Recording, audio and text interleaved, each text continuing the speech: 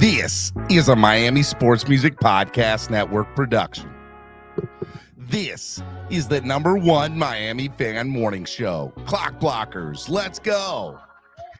I know the whole city riding. A little early, it's a bit surprising. Business moves, now we enterprising. Switch it up, now we improvising. Go to get in the winter collar. Whole squad been trained to go. Phins for life, we throw the foe. Singing this just to welcome bro. Two a time.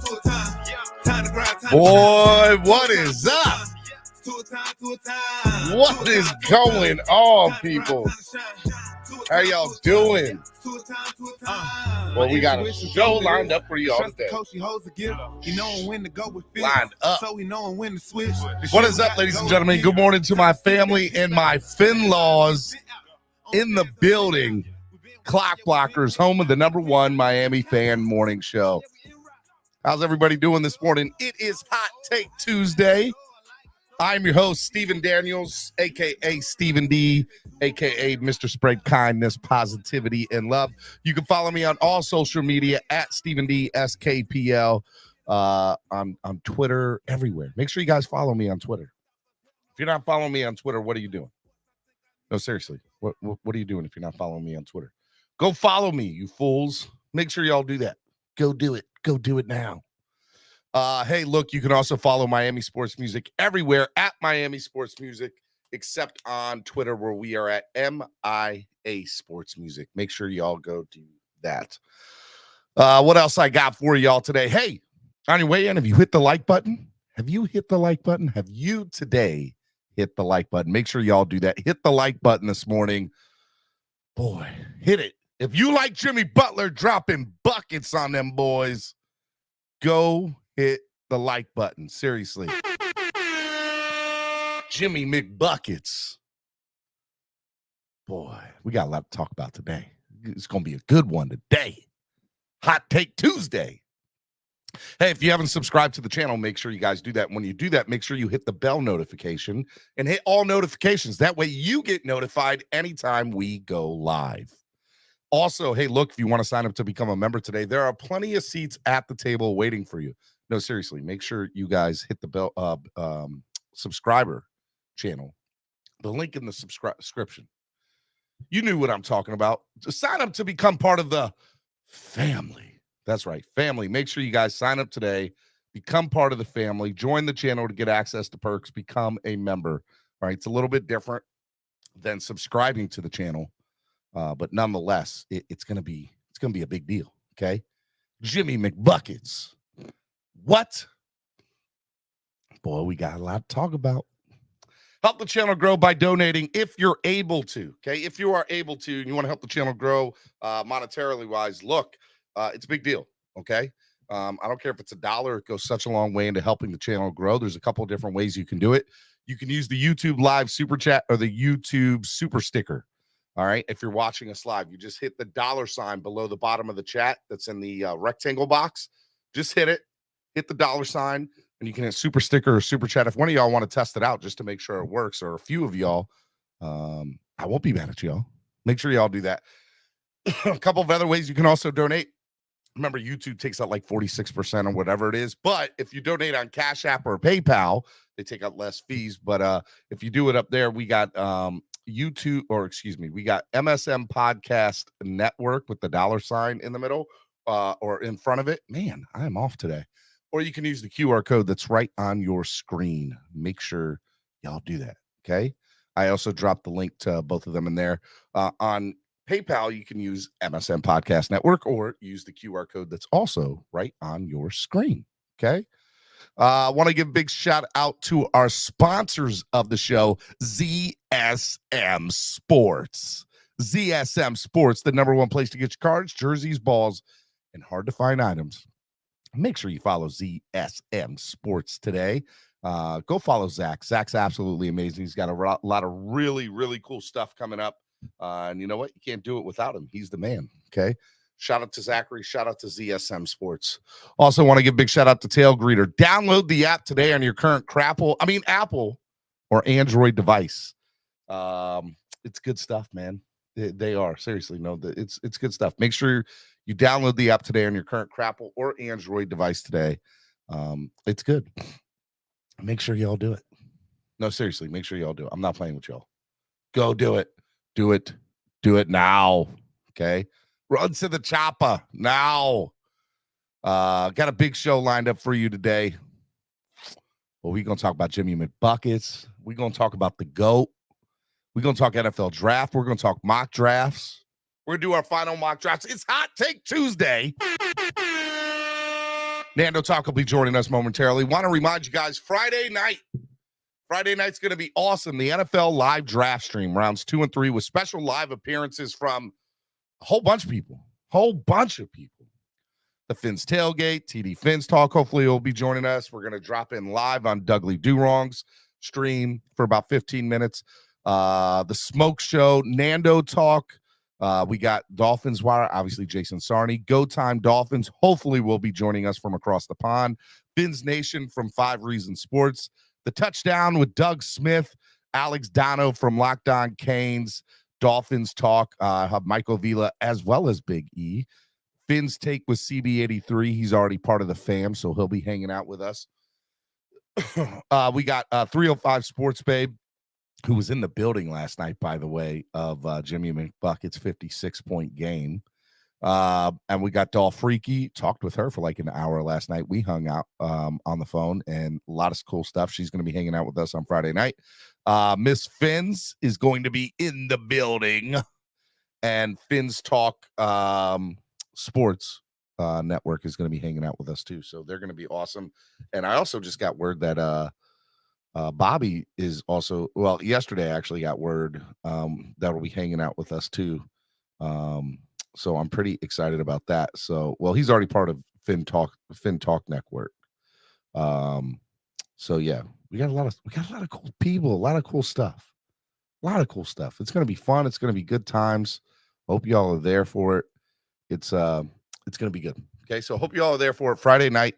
Awesome. And let me say hello to the people in the chat before I start going here. Raul with his $2 donation. Thank you for making sure the donation button works, Raul. I was a little worried about it yesterday. I didn't know if it was working yesterday. I appreciate it, Raul. Thank you. It means a lot. Who else? I'm going to start from the top. Trucker Sean was first in the building. So as you know, Trucker Sean gets the air horn for being the first in the building this morning. So shout out to Trucker Sean for being number 1 this morning in the chat. We got Manza Chill. We got Zachary Padre. I don't know how to say your last name, Zachary. But Jimmy effing Butler. Hey, Chuck said it correct. Jimmy freaking Butler, baby. Manza Chill, Butler 56 over LeBron's 2020. Both were impressive, and we're going to get into both here in a little bit. Dylan Beverly Brooks shouldn't be allowed to wear the number 24 in LA. I ain't mad at you, Gabriel. You're not wrong. You are not wrong. Let's go. Start the show already. We ain't got all day, Caslin says. Timothy Butler is his name, the Wayne D experience. He was last night, man. That man, I have never seen somebody on fire in the fourth quarter the way that he was. I mean, it was absolutely unreal. J Miami Sports was in the building. Oh, wait, this is going to be a basketball show. Nobody cares. Oh, Caslin, get out of here with that. Y'all, get Caslin in the chat. Go get him. Just tell that man to relax.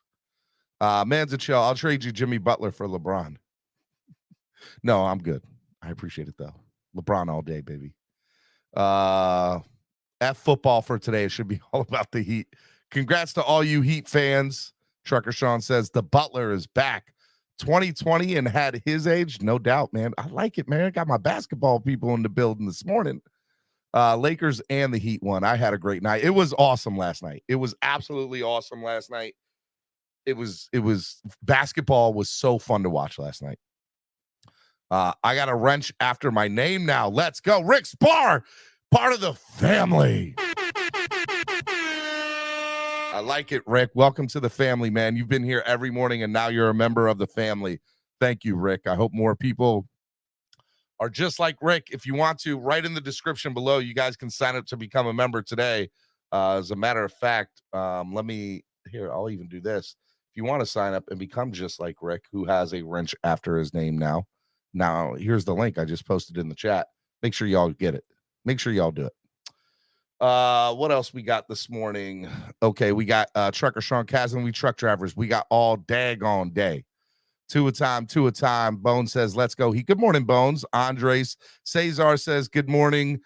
Steven, I told you to sleep on the Miami Heat. I'll be real. I didn't see it out of the Miami Heat last night. I didn't see it. I did not. I'll be honest with you.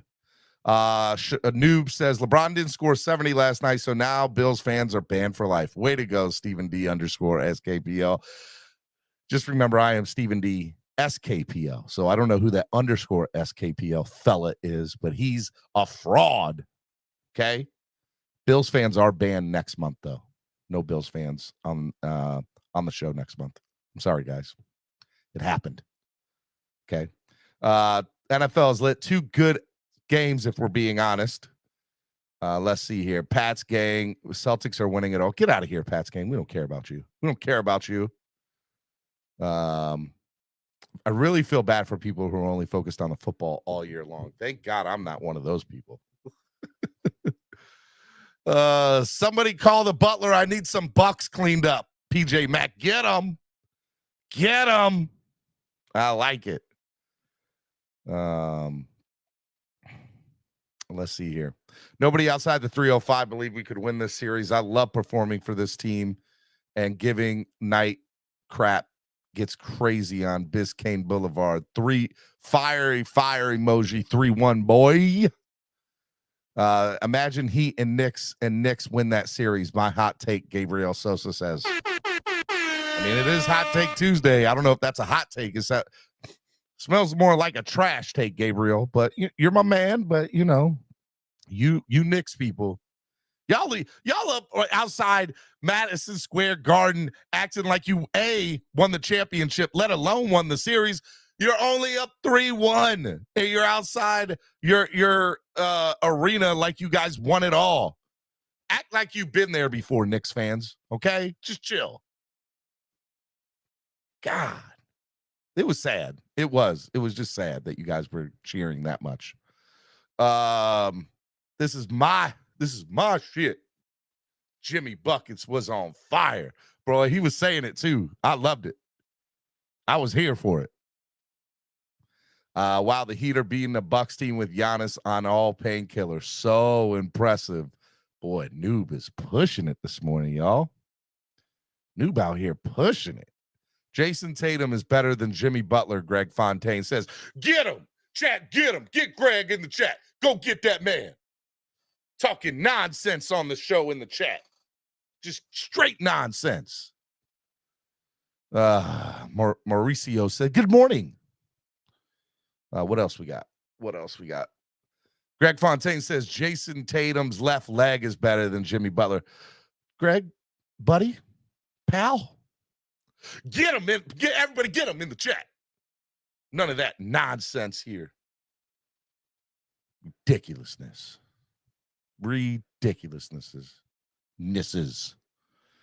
Noob, they were beating the Bucks while Giannis was playing game 1. He came back and the same thing happened. So I don't see any excuses for him. Facts. Straight facts, homie. Let's see here. Then Raul with his $2 donation. Anybody else want to match Raul's $2 donation? Y'all can do it. He said it's working fine. I appreciate it, Raul. I just want to make sure everybody else's button is working correctly for the donation button, the super chat. Okay. Yours might be the only one working, Raul. I don't know. Steven, the mock drafts you're looking at are the ones that your fans did and they sent you, and you're looking at ones the NFL analysts did for the Dolphins. No, we're going to be doing our own mock drafts this morning with Nando Talk as soon as he gets up here. That guy Nando Talk all late and everything this morning. Let's see. Someone needs to put an APB out on AD though. No. So look, my man AD, and he ain't my man. Let me tell you, I ain't never cussed out somebody on the TV so much. That man does great. Like the game before, he was great. He was amazing. And then he took the game off last night. Although he showed up in the 4th and in overtime on a few plays when we needed it. Okay, that's real talk. But he did. But he takes a game off and a game on, and I've never seen. Last night, real talk, before the overtime happened, he spent more time on the floor than he did having points. I'm just throwing that out there, okay? I don't understand why he's so inconsistent. It's baffling to me. The GOAT, you mean Michael Jordan or your fake GOAT LeBum? I'm pretty sure everybody in the locker room last night was making GOAT noises when he walked through. Bah, bah. The GOAT, baby. The GOAT. 10 years later and still waiting for AD to show up. No doubt. No doubt. Any new members? It's Friday night. I like it. Let's see. Who else? Tank Davis is also him. Well, we're going to find out. Morning to all Dolphins in the chat, and to you, Stephen D. Good morning to you, 716 Dolphin. I appreciate it, man. Let's go Heat. Adam Sadowski says, Jimmy Butler is MJ Kid. I'm just saying. Cesar, let's not start with the madness this morning, okay? Let's just not, okay? No more freeloading for me, Rick Spar said. That's why he signed up. I appreciate it. Batman in the building. Good morning, Stephen D. and company. Lakers and Heat might pull the upset. Let's go. In the play-in era in the NBA, there's never been play-in teams to win their rounds, and we have a potential that an 8 seed beats a 1 seed with the Heat beating the Bucks, and a 7 seed beating a 2 seed with the Lakers beating the Memphis Grizz. Steven, fourth best performance by an NBA player in playoff history. Good morning, beautiful people. No doubt. I hope the Heat get to the Eastern Conference Final because Boston's going to sweep. Greg's talking nonsense this morning, guys. Y'all better I don't see nobody in the chat going after Greg this morning with his craziness.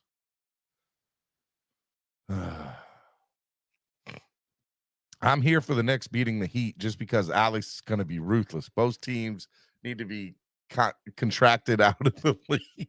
You're the worst noob. The Heat are 1 game away from the finals last year and have been competing the last 3 or 4 years. I believe in playoff Jimmy McBuckets to carry once again.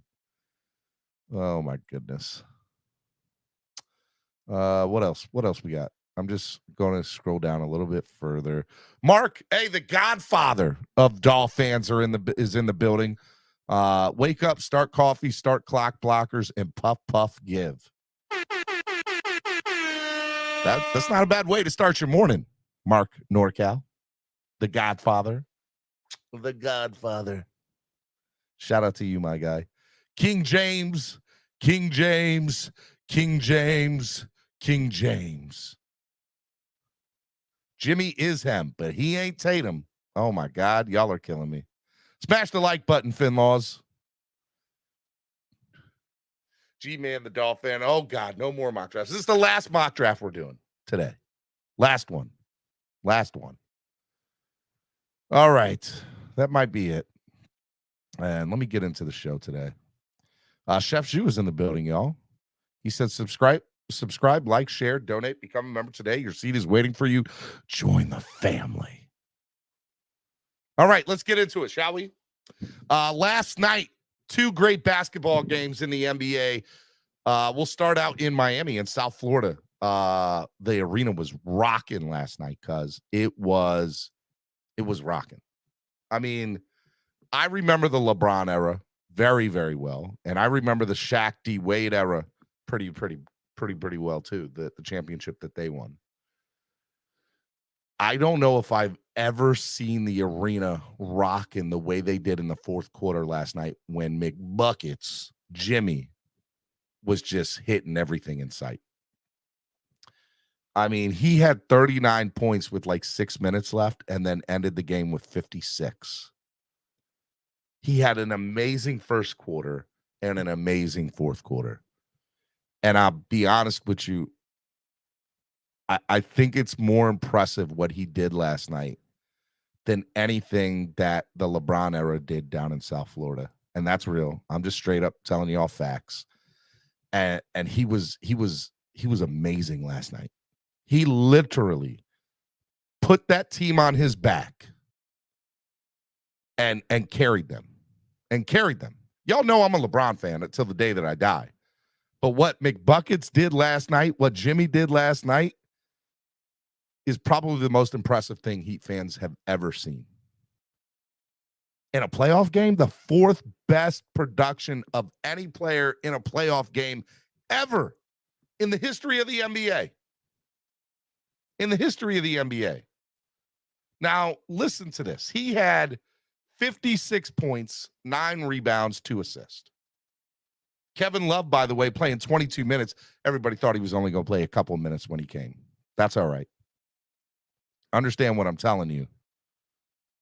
He's still making a difference on this team. Who cared that he got 6 points? The man got 7 rebounds and 2 assists. He's playing, right? Bam and Gabe Vincent and Caleb Martin all stepped up last night in double-digit points, 15, 10, and 12. But Jimmy Butler put that team on his back last night and said, don't worry about this, guys.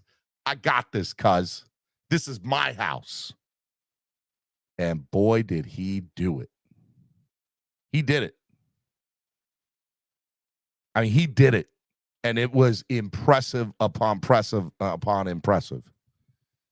And the crowd last night was, I tell people this all the time. Miami crowds, if you get a good team, and I do mean a raucous team, you can have the best crowd in Miami.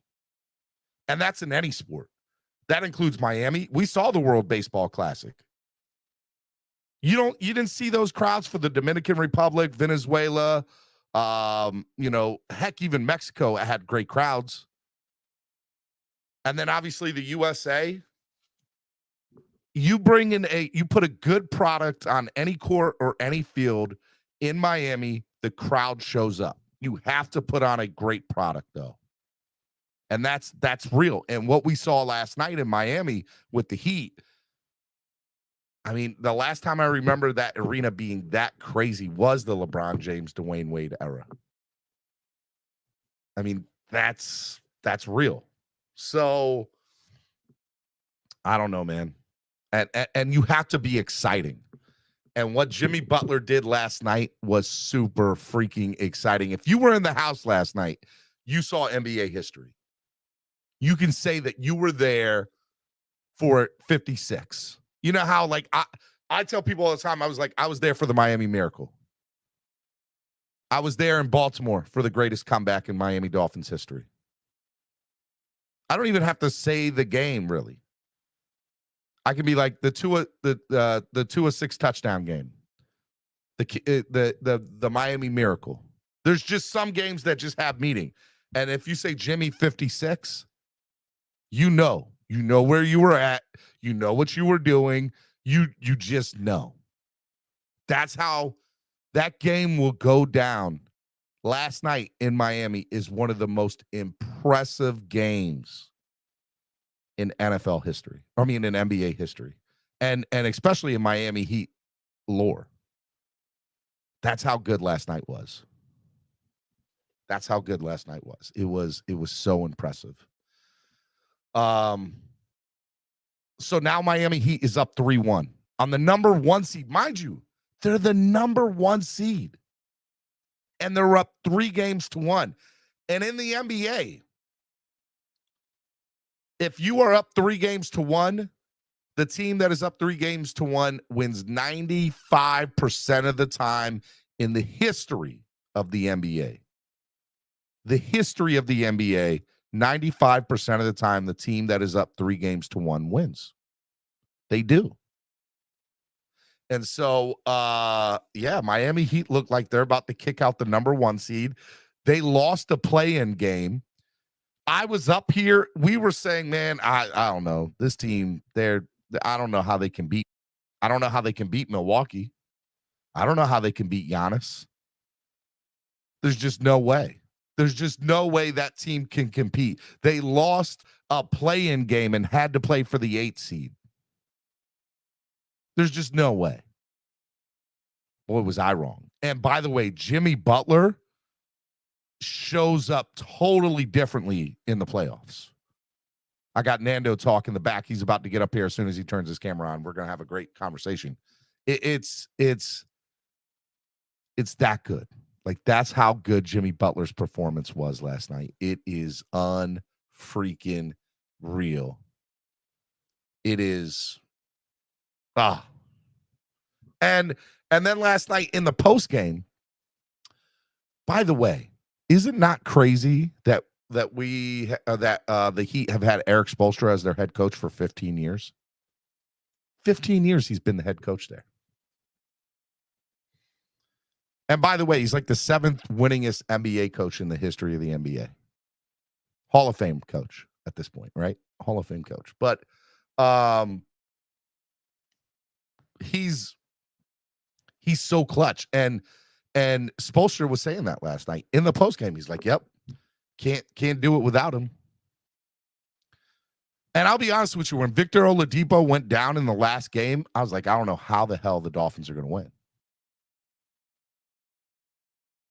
I just don't know. I don't know how they're going to do it. All right, Nando's having problems with his camera this morning, but he looks like he's back there, so we're going to bring him on, and hopefully you can get his camera fixed at some time. But let me bring him on. Nando, good morning, man. Hot Take Tuesday. Good morning, everyone. Were you able to hear me, Steven? I can hear you loud and clear. I can definitely hear you loud and clear, man. Sounds good. For some reason, my camera's just not connecting to StreamYard, but I should fix it soon, I think. I'm just restarting my phone. But how's it going, everybody? Sorry for being so a little late. But all right, it's a little technical difficulties. I totally butchered that word. Wow. It's Hot Take Tuesday. It's Nando Talk. Nando, what'd you think last night of McBuckets in the Heat last night? Listen. McBuckets in the Heat, man. It was so much fun to watch the Heat game. I watched it with my little brother last night. At first, being down all 3 quarters, it looked tough, but the Heat were hanging in there. And it was all thanks to Jimmy Butler, man. I think at the end of the game, he had 56 points, and I think the next highest score was like 15 points, and the next was 10. Bam had 15. That's ridiculous, bro. Like, they interviewed Bam after the game, and I was like, that's cute. I get that Butler ran into the locker room, but, like, my dog Jimmy did all the work. And it was awesome to see 56 points, 4th highest point scoring performance in NBA history. Like, highest Heat player of all time with a team that has Dwayne Wade, LeBron James, like, my God, this is a monstrous performance by Jimmy Butler. He is him, bro. I'm so excited. He is most definitely him in South Florida. Butler. They head back to Milwaukee for a game 6. Game 5, excuse me. And so I believe they head back for game 5 there, right? Yeah, it'll be game 5 there in Milwaukee. Do they close it out in Milwaukee? Do you think they close it out tomorrow night in Milwaukee? I think the Bucks will pull out a little bit more life. I think it's going to be 3-2, and we'll close out in Miami. 6-game series, but not the one that anybody expected. Everybody thought, okay, the Heat will lose in 5, max 6, and it looks like we're going to win in 6, Steven. And I'm so freaking pumped, man. What a turnaround. And by the way, just as a precursor, that means that the Heat will play the Knicks if the Knicks go on to win against the Cavs, which – for all intents and purposes, that should happen. There we go. Look at your beautiful smiling. I'm just using my laptop camera while my computer restarts. So it's the Knicks and Heat in the playoffs. That's gonna, that rivalry is gonna come back, right? The Knicks and Heat. That'll be fun. Oh man, the Knicks and Heat, like that as a second round series, like that's even the best part. It's like, I feel like that's what's spurring on the boys the most. It's like that hope of, okay, if we can beat Milwaukee, we can smoke the Knicks, okay? Like, they're playing very well, and New York is doing their thing. But that confidence of we're the 8 seed taking down the 1 seed, taking on Giannis Antetokounmpo, I get he was hurt, but that's still a nasty team. It's still Giannis, man. Even a 75% Giannis is better than most 100% players. Let's be real. Of course, man. 2-time MVP. He's supposed to be the best player in the world. Like, even when he's hurt, get 70%. He's still better than 70% of the players in the NBA. Like, he's a monster. So yeah, man. Look, so but, hey, we'll have to see what happens in that Cavs series, but it does look like the Knicks are going to pull that out, and I think they will. Heat versus Knicks in the next round. So I think it'll be crazy. Also, last night, in the NBA, the 7th seed out in the West, the LA Lakers were at home for game 4 of the NBA playoffs first round against the Memphis Grizzlies. And last night, my guy, was unreal performance by a man that's been in the league 20 years. And I know y'all are going to hate me saying it, But you look, the 56 game was very impressive last night and was probably the best performance in the NBA easily in most recent history. But a man who's been in the league for 20 years had 22 points in 20 rebounds last night. He had a 2020 game. LeBron went out and accounted for, he had 7 assists. He was 3 assists away from a triple-double. 3 assists away from the triple-double. And everybody for the most part played impressive, minus Anthony Davis, who still by the end of the game pulled out double-digit in points with 12. Jared Vanderbilt had 15. Anthony Davis had 12. Austin Reeves, by the way, that is high right now. They were shouting MVP chants when he was at the free throw line last night. 23 points. D'Angelo Russell with 3 clutch threes at the end of the game to get that team to make it even into overtime. And Dennis Schroeder with 12. They had 6 players with double digits in points. And Hachimura, who I loved throughout this entire series, this was the first game that he didn't get double digit in points. So, man, I'm very impressed with what the Lakers did last night with Memphis. And I'll be honest with you. Let's be honest with ourselves. If the Lakers had showed up in game 2 when Ja Morant was out, mind you, and they lost, this could have easily been a swept series. Easily. What was your take on LeBron James performance last night at his age? So I didn't see the Heat game. I didn't see the Laker game, sorry. But it was pretty cool, like catching up on it, knowing that like at that age the man is still able to put up those kinds of numbers. Like it's wild to think that I was like 12 years old when LeBron James was balling in Miami and he's still doing the same thing in Los Angeles. Like he's an unreal man, an unreal level athlete.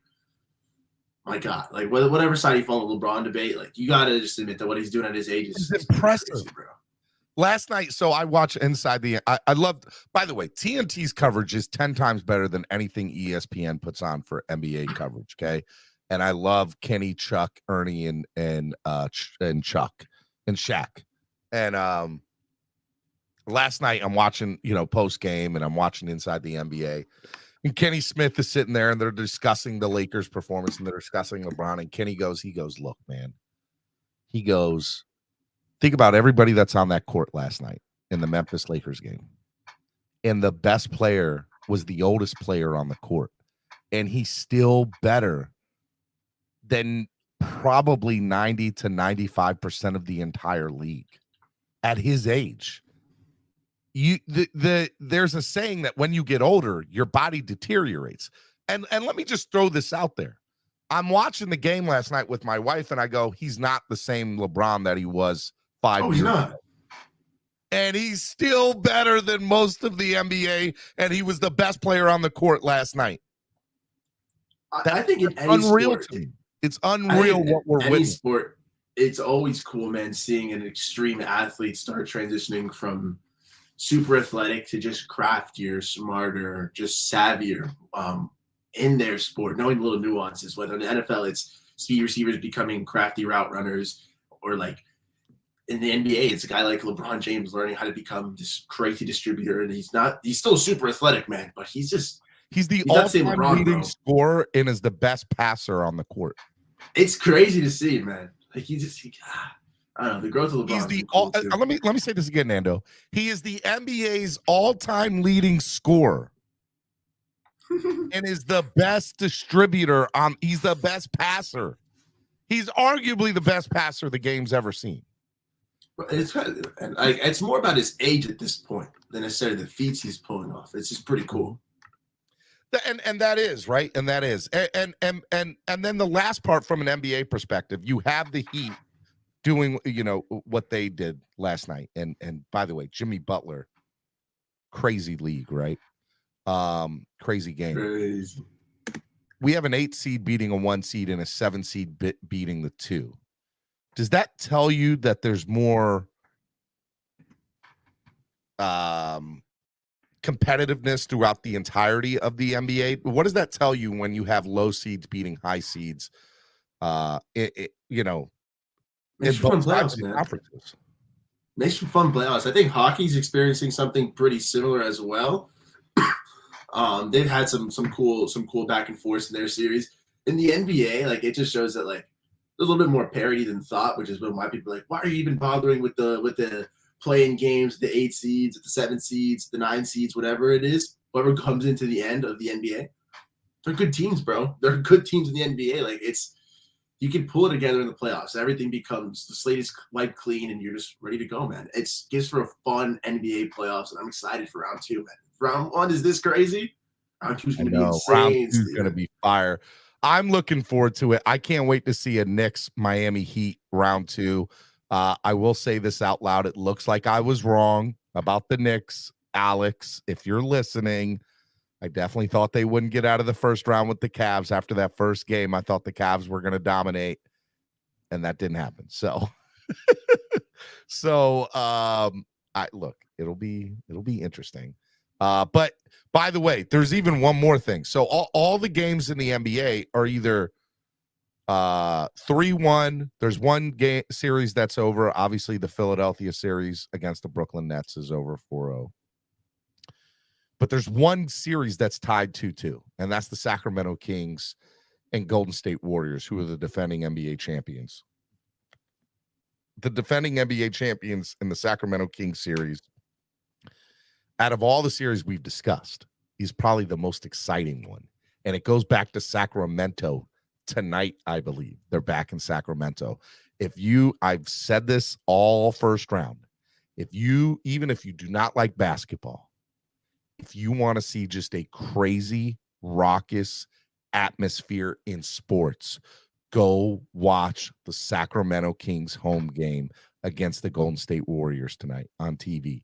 It is that crowd is unbelievable. I said the crowd last night in Miami was crazy, and it was. In that last 5 minutes, it was unreal.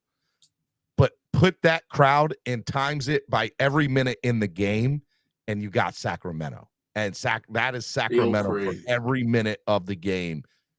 The entire 2 games that they played there so far, plus I'm sure they'll do it again in this game, especially with the series being tied up at 2.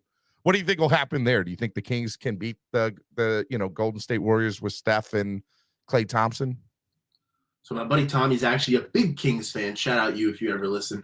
But he's been preaching, pounding the table that the Kings are going to do it, that the Kings can make a run, that they're this good, that they're this good. He gave me so many, Sabonis is this is that, da, da, da, da. I'm not that big of a basketball head, nor am I that big of a Kings fan. But, Steven, I'm all in, baby. I'm all in on the Kings. And I really like the Warriors, so it was easy for me to root against them. And by the way, the Kings are just magic, tomorrow night. It's tomorrow night, not tonight. Tomorrow night. Got you. Well, I actually think, I know it's late, but I'll probably be watching it just because it seems fun, man. Like I'll probably watch at least at the beginning, because of, like you said, that raucous energy in the arena. Unreal, Nando. It's unreal. It's unmatched in sports right now. Let's go. Minus the last 5 minutes of Miami's game last night when Jimmy Butler was just hitting everything inside. By the way, the shots he was hitting Steph Curry threes last night. It did not matter where Buckets was at on the court. He was hitting them. He was hitting, baby. It was a fun time. It was a fun year. All right, tonight's games will be Hawks at Celtics, Nuggets at Timberwolves, and the Clippers at the Suns. By the way, Kawhi Leonard out again for the Clippers. There's a side of me that does feel a little bad for that franchise because they can't catch a break for nothing. And the Phoenix Suns are up 3-1 in that series, and it looks like they're going to win and move on to the next round. So that'll be interesting. Those games are tonight. And then tomorrow night, you got the Knicks and the Cavs, Lakers and Grizz, Heat and Bucks, and Warriors. And man, there we go. But tomorrow you got the Knicks and Cavs at 7, the Lakers and Grizz at 7:30 tomorrow. Hate that those 2 games are on at the same time, pretty much. And then at 9:30, you got the Heat and the Milwaukee Bucks. And then at 10 o'clock, you got the Warriors and Kings. So starting at 7 o'clock, I will be in front of a TV tomorrow night. Like, good basketball tomorrow. It will be unbelievable tomorrow night. Man, it's going to be crazy. The games will be unreal. Really good basketball tomorrow night. Tonight, I could care less as long as Phoenix beats, because I don't see the Hawks coming back and beating the Celtics, but I can hope. Hawks, I can man. dream. Screw the Celtics, though. I hate the Celtics. I hope they drain each other out a little longer, though, to be honest. I was reading somewhere that the Hawks and the Celtics have played in the playoffs against each other the most out of any two teams in like the last 20 years. I feel like every year the Hawks and Celtics play against each other in the playoffs. And by the way, the Celtics continuously win those series. I've been to one NBA playoff game, and I was in Boston.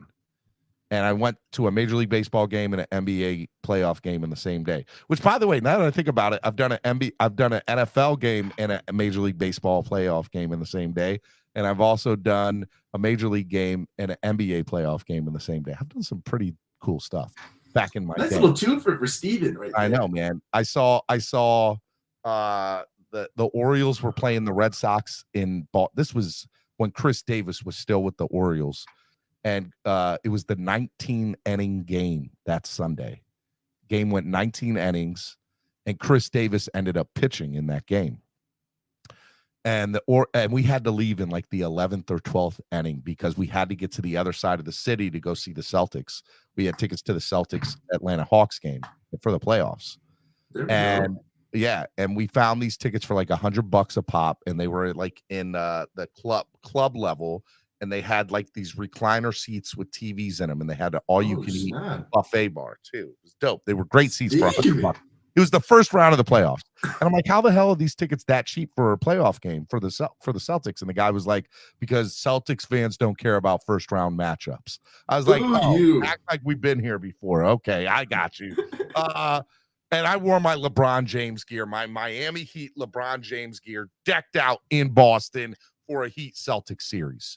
Was just straight up decked out in Miami Heat LeBron James gear. This is at the time LeBron was still playing in Miami. And my wife was a Celtics fan. And so we saw that. That was pretty dope. And it was when the big three were still in Boston. And man, that was dope. That was fun. Al Horford was still playing for Atlanta then. That was crazy. That was a great day. And I saw the last 3 innings of the baseball game on the TV in the club level. In the club level? Yeah, at the basketball game. It was dope. I was like, I was just there. What's up, cuz? So, yeah, that was a pretty cool day. That was a few years ago. That was more than a few years ago. That was several years ago now, I think. So, that was really cool. That's one of the cool things that I've done. I love sports, man. There's nothing better than sports. I love sports. Baseball, football, basketball, you name it. Let me see what hat you got on today, cuz. I like the that. Miami Dolphins, baby. I like it. I got this as a late birthday gift, and I never showed it off. I like it, man. That's dope. What is it underneath? Oh, underneath it's just a bunch of little dolphin stuff, bro. Oh, that's cool. I like it. That is the South Florida hat right there. You're making my hat game look bad on my own show. Now I'm not good at hats, bro. So I've got to wear these big ridiculous things, bro. My head's a little too big, but I'm definitely gonna wear this to tailgates and stuff, man. It's definitely gonna help keep me cool in the shade, man. I'm just moved to section 138, bro. There's not as much shade. I've got to be protected. Your head is too big. That's what she said. Oh, good morning, everyone. Finally looking pretty. I tried to slap my knee. I don't think it was loud enough for my mic to pick up. It was the knee slapper, man. All right, Miami Sports Music's #1 Miami fan morning show, Clock Blockers, right here on the Miami Sports Music Podcast Network.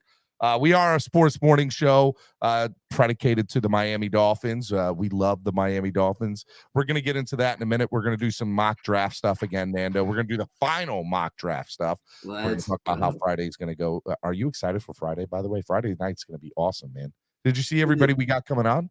Look at that. The whole gang's here. Look at who we got coming on Friday night, Nando. Look at this crew. We got everybody. The Phins Tailgate, Dougley Durong, TD Phins Talk, The Smoke Show, this guy named Nando Talk, Jason Sarney, Go Time Dolphins, 5 Reasons Sports, Phins Nations, Lewis Sung, The Touchdown with Doug Smith, Alex Dono, Dolphins Talk, Michael Vila, and Big E. Phins Take with CB83, 305 Sports Babe, Dolph Freaky, Miss Phins, Phins Talk Nation, Phins Talk Sports Network, and the list is still growing, Nando. We are family, baby, with a PH. Can you believe I got almost, not everybody, but almost all the Miami Dolphins YouTubers? Bro, at the end of the day is what it is. It's going to be a fun time on Friday, some good energy.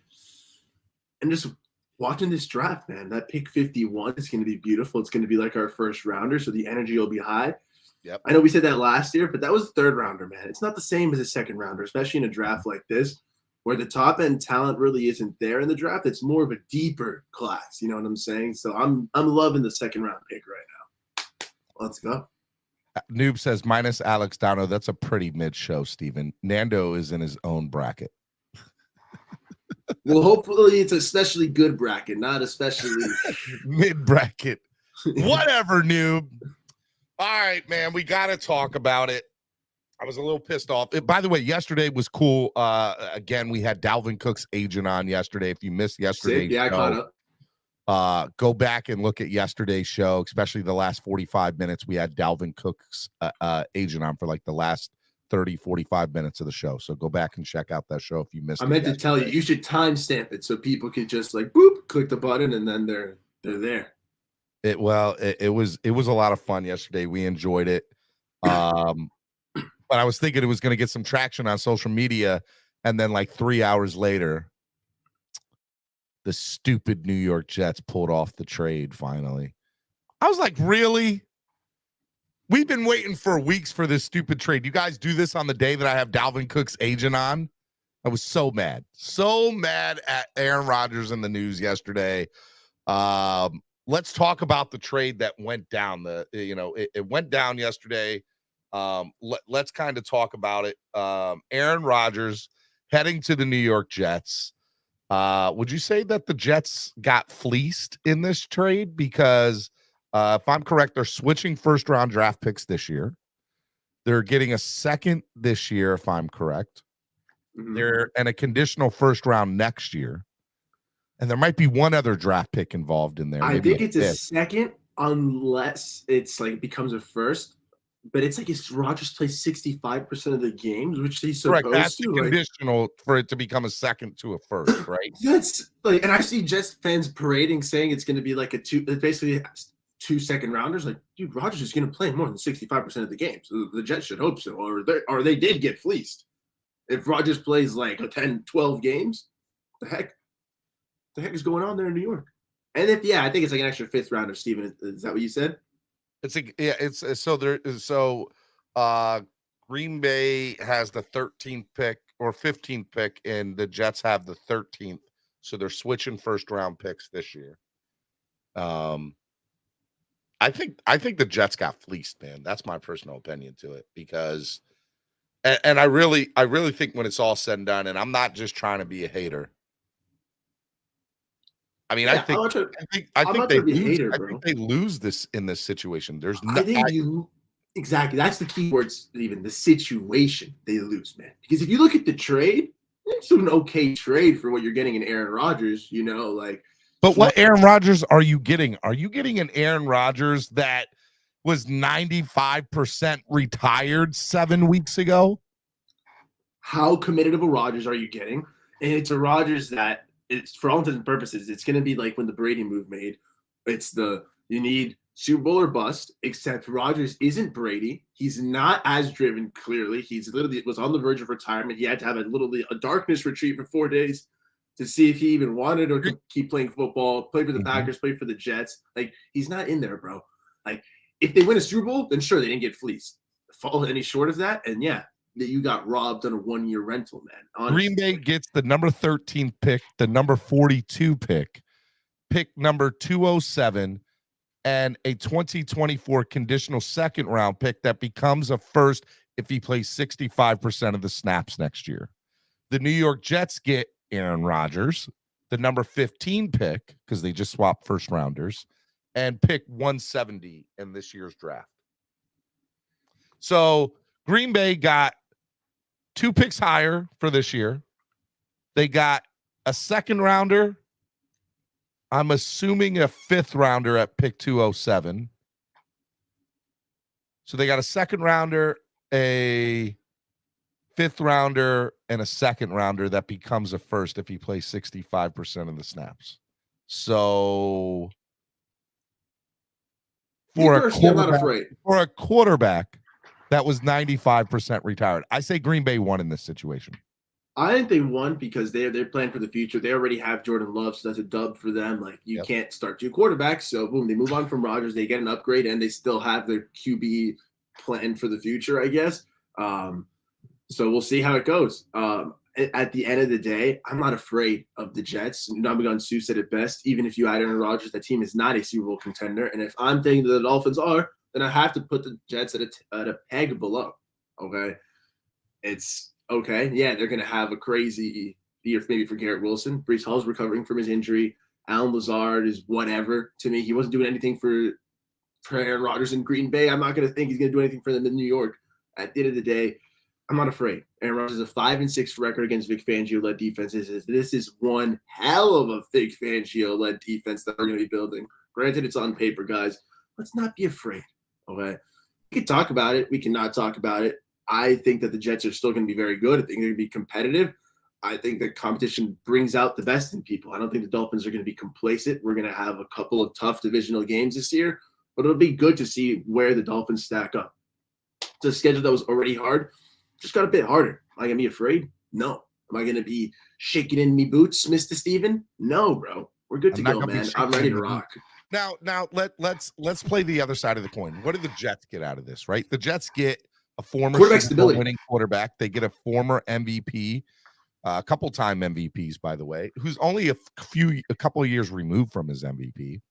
And they get arguably maybe the best talent they've had at quarterback since Joe Namath in Super Bowl III. And that includes probably Brett Favre, for the simple fact that Brett Favre was even further down at the end of his career than Rodgers was, right? So, or Rodgers currently is. So, and they didn't necessarily have to give up. There's a chance they don't even give up a first-round draft pick to get Aaron Rodgers. So the only way I think the Jets win in this is if they win a Super Bowl. And I don't see that. I don't see that happening. And maybe I won't even say make a Super Bowl. They just have to win the Super Bowl. They just have to get to a Super Bowl in order for this to be, hey, look, we put all our eggs in the basket. It was a successful one. But if prove that they're a contender, of course. But let me ask you, before Aaron Rodgers is officially on the Jets, would you think that this team was one player away from a Super Bowl? No. No way. No. This team was one player away from a Super Bowl.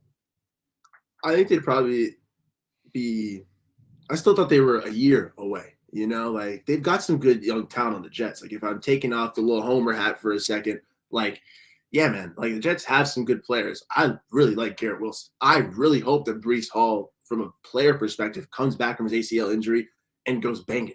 But I've seen Jets fans saying Breece Hall is going for 1,000 yards rushing, 500 yards receiving, 1,500 yards. It's not happening, okay?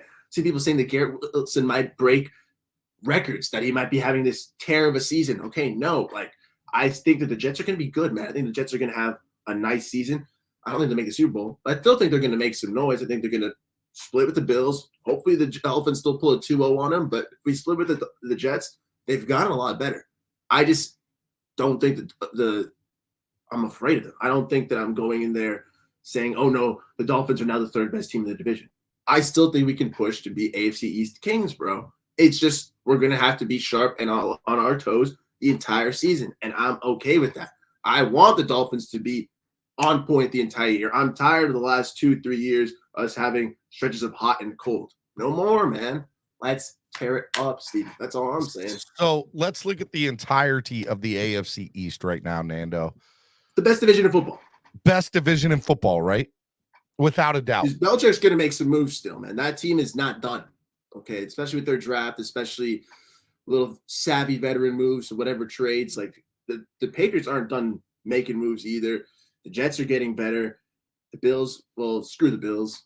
And the Dolphins aren't done getting better either, man. That's what I'm saying. Competition brings out the best in everyone.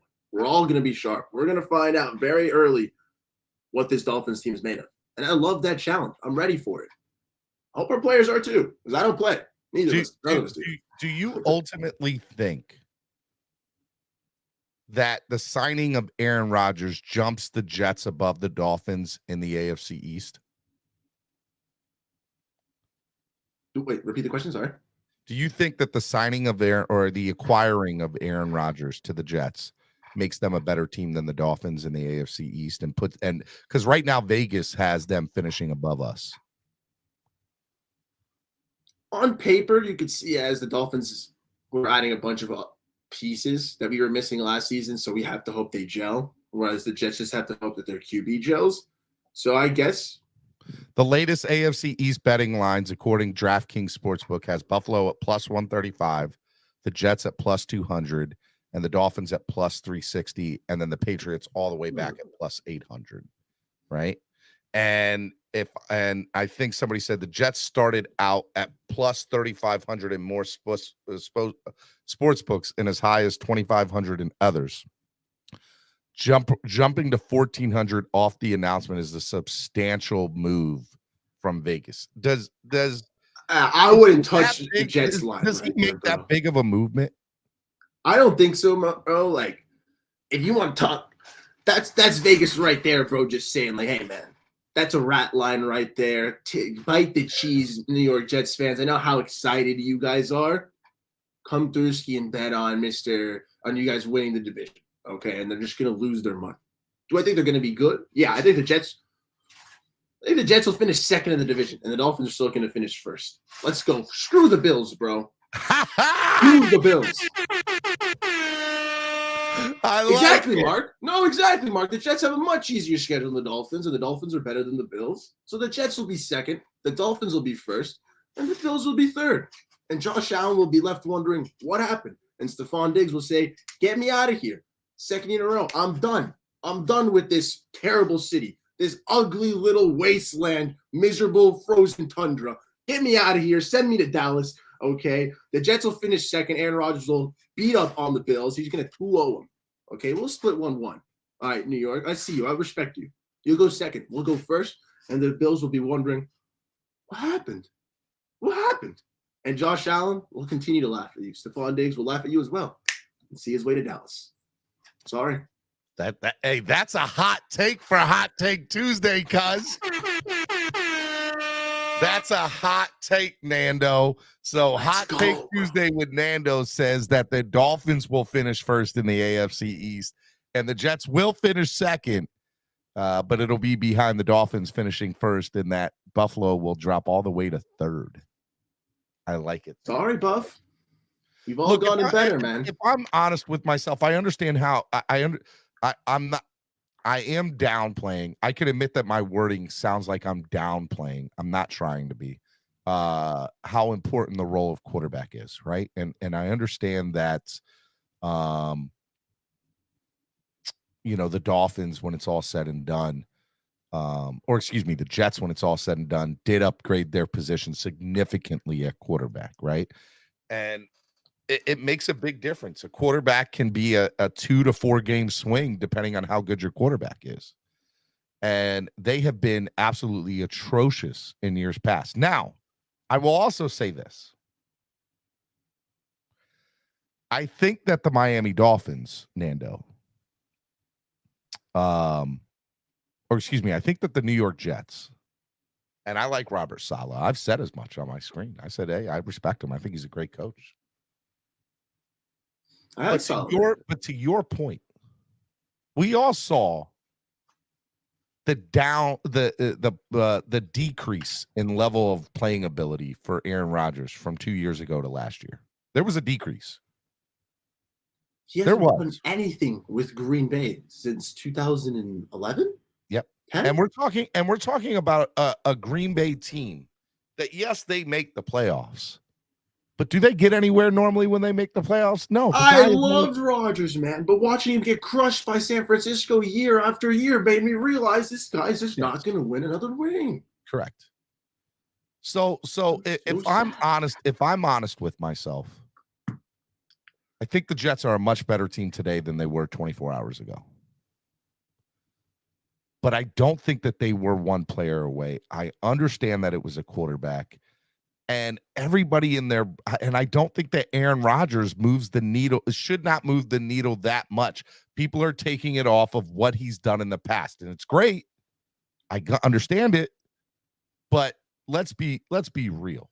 Let's be real and say what it really is. And by the way, everybody said I was wrong about my takes last year with Oakland, right? Or with Vegas, with the Raiders. That's fair. But you know where I was 100% correct last year, without a shadow of the doubt? I said Denver wouldn't be crap last year with Russell Wilson. I said they'll be horrible. They'll be one of the worst teams in the NFL. Everybody said, no way, Russell Wilson's going to be great with them. Nope. No, Said I they hate would be Russell one of the Wilson. worst teams last year. Called that and hit the nail. Everybody wants to tell me about my Raiders hot take. That's fair. But but the opposite can be true to how right I was about my Denver Broncos take. And I will tell you this, my hot take for Hot Take Tuesday, or one of my hot takes, go ahead and put your tinfoil hat on. Dun, dun, dun, dun. It fits perfectly over this. Okay. Kind of. My hot take for Hot Take Tuesday. The New York Jets will have a worse record than the Buffalo Bills and the Miami Dolphins next year. Hot take. And I was close to saying, and I was so close to saying last place in the AFC East, but I have no faith in Mac Jones. I have no faith in Mac Jones to help me with that. So I'm going to say they'll be third. I think the Jets will be third in the AFC East next year. I do. I think the Jets will be third in the AFC East. Do I think they'll make the playoffs? Maybe. I'm not saying that they won't, but I think they'll be third in the AFC East next year. You know, third in the AFC East. I think they'll keep growing, man. And like, I don't know. I think they'll be battling. I don't know. I'm bad at math, so I don't even know if this is possible. I do see all three, Jets, Bills, and Dolphins, getting them double-digit wins. I think the AFC East is all three of those teams can be double-digit winners, right? Okay, boom. I just didn't know if that was mathematically possible. But no, if it is, boom, boom. So Lewis, I think they're going to beat. That's not a hot take, Steven. Those are facts. I got Lewis agreeing with me. You know, the world is going crazy right now. Lewis is agreeing with me. And I get that the Jets have upgraded their quarterback, but the Dolphins have massively improved their defense, bro. We leading up to this, we were talking about a Dolphins channel. No. And we're going to say we're being homers. Leading up to this, we were talking about the Dolphins, their defense, having to match up with the likes of Patrick Mahomes in the Chiefs game. Jalen Hurts with this new big fancy contract and that stacked team around him as well. Okay, we talked about Justin Herbert again. Okay, we have quarterback challenges, Josh Allen, of course, and that was the whole point of adding Vic Fangio and keep strengthening his defense, be it on depth, be it on adding players like Jalen Ramsey. Like, this defense has gotten better. The focus is there to stop QBs. So why am I going to be afraid of Aaron Rodgers? You know what I'm saying? Like, that's what I'm saying with that mentality. We're not being homers, Steven. We're saying if we were already not afraid of the big dogs, we just got another big dog in. Do you have a pen or a pencil near you? No, I'm an electronic man, bro. Okay. Well, you don't. I want you to record this some way, somehow. Okay, we're gonna do something here.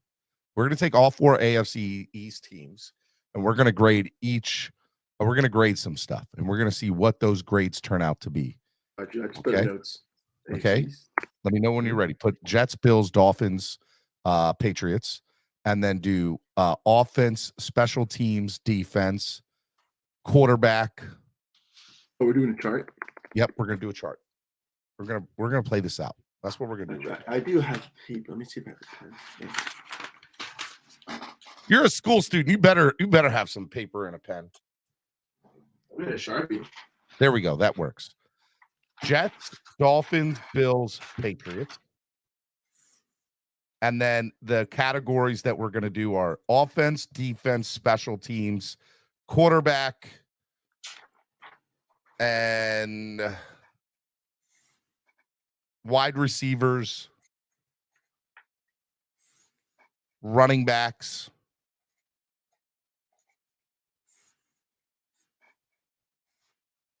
and Pro Bowlers. Sorry, my handwriting is very shaky. That's fine. Let me know when you got that down. And we'll do O-line. People said that we should do O-line Jets, too. Phins, Bills, Pats. So I'll put so wide receiver, right? Offense, defense, special teams, quarterback, wide receivers, running backs. They want me to put O-line.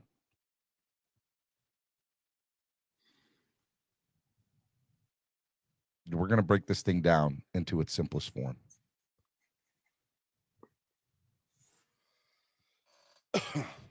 Receiver, quarterback, O-line, and then offense, defense, special teams.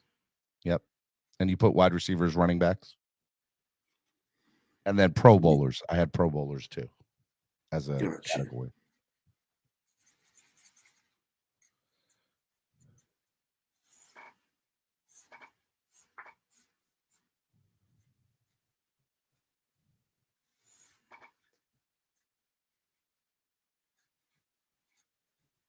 Wow. All right. Let me know when you're ready. I just ran out of room for Pro Bowler, but we're okay. Just put PB. You'll know what it is. I'm just done. I made it too big. So Okay, Pro Bowl's all the way down here. All right. What's the first category? I put wide receiver, quarterback, offensive line, running back, and then I did offense. What's the first category that you have written down? Wide receiver. All right, let's go wide receivers. What team's first? Jets? You have the Jets first? Garrett Wilson and Alan Lazard is not better than Tyreek Hill and Jalen Waddle. No, so we're gonna grade each one on a A, B, C. Oh, yeah. So I do have Jets, Dolphins, Bills, Patriots is the order. All right, you ready? So Jets wide receiving core.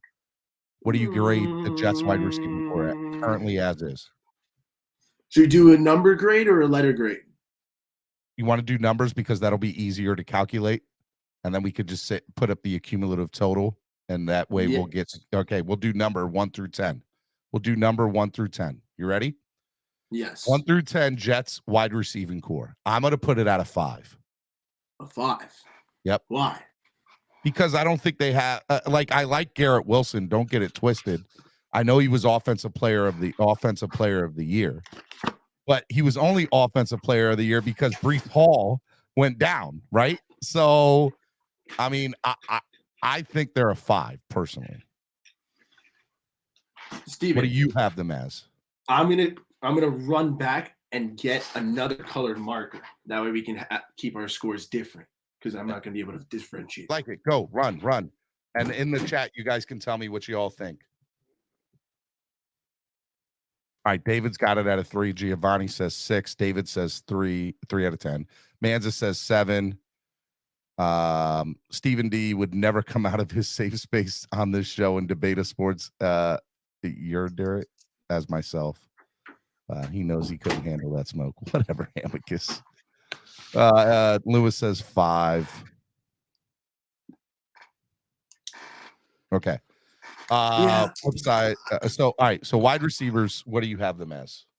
So, as a core in general, man, I'm probably gonna have him as 6. Although I like Garrett Wilson a lot, I think it's just still too early to dub if he's going to be a true wide receiver one for that team year in, year out. And then Alan Lazard is nothing too pretty to write home about that. I would have liked it if they actually kept Elijah Moore there, but they shipped him off to Cleveland. So I'll give him a 6. You put a 5. Yeah, I think they're a 6. Oh, you also think they're a 6? No, I think they're a 5. I'm sorry. I think they're a 5. Gotcha. I apologize. All right. So you will be this blue pen, Steven. Oh, no, I'm sorry. You're the Sharpie. Okay. I am the blue pen. It's your show. I appreciate it. You're a hell of a guy. I don't care what they say about you.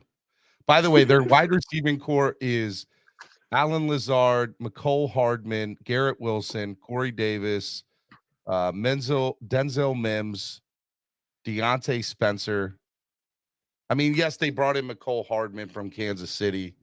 Yeah, bro. But like, but I still think they're a 5, man. I think they're a 5. of course, bro. Like they put the graphic on like Rogers, Wilson, Brees Hall. Let me ask and you. Mecole Hardman was like, "Where am I?" If Shut they up, get, Mecole Hardman. and we don't have to write this down, but if they get DeAndre Hopkins, where do you think that puts them? Ooh. No, then if they get DeAndre Hopkins, they're at like 7.5, right? I think they're at an 8 for sure, bro. Like D Hop is a solid true weapon. If DeAndre Hopkins ends up with the Jets, that wide receiving core jumps from a 5 to a 7.5. I think he makes that team that much better. Okay. All right. What's the next crew? Next team. Dolphins wide receiving core is a 9.5. 9.5. I mean, I want to say 10, but can we really say that any wide receiving core is perfect? I don't know. The closest one would definitely be the Miami Dolphins. 9.5. I mean, seriously, they're the best 1-2 punch in the entire NFL with Jalen Waddle and Tyreek Hill. And then you have I'm just gonna give us a 9 just because we do have an amazing 1-2 punch, bro. But you can't deny the 1-2 punch. The third punch I'm missing still. You know what I'm saying? Braxton Berrios, you got chosen Robbie Anderson. All right, so our wide receiving core is Jalen Waddle, Tyreek Hill, currently Cedric Wilson, River Craycraft, Chosen Anderson, Braxton Berrios, Eric Ezukama, Braylon Sanders, and Freddie Swain. The production itself, we have 2 receivers over 1,000 yards receiving. One of them was 1,300. The other was 1,900. It is 9.5. It cannot be argued. That's all cool, baby. I'm giving this a 9. All right. What's the next team? The only team on this list that hasn't won a Super Bowl, actually. It's pretty sad. That team. That Buffalo Bills team. Maybe a little nauseous, bro. All right, their wide receiving core currently is Gabe Davis, Stephon Diggs, who, by the way, could be moved. We don't know at this point. There's rumors out there. I don't think he will be, by the way. Khalil Shakir, Keyshawn Johnson, no relation to the Keyshawn that we know. Trent Sherfield, okay. Deontay Hardy, Isaiah Coulter, Desmond puts on. I'm going to put them at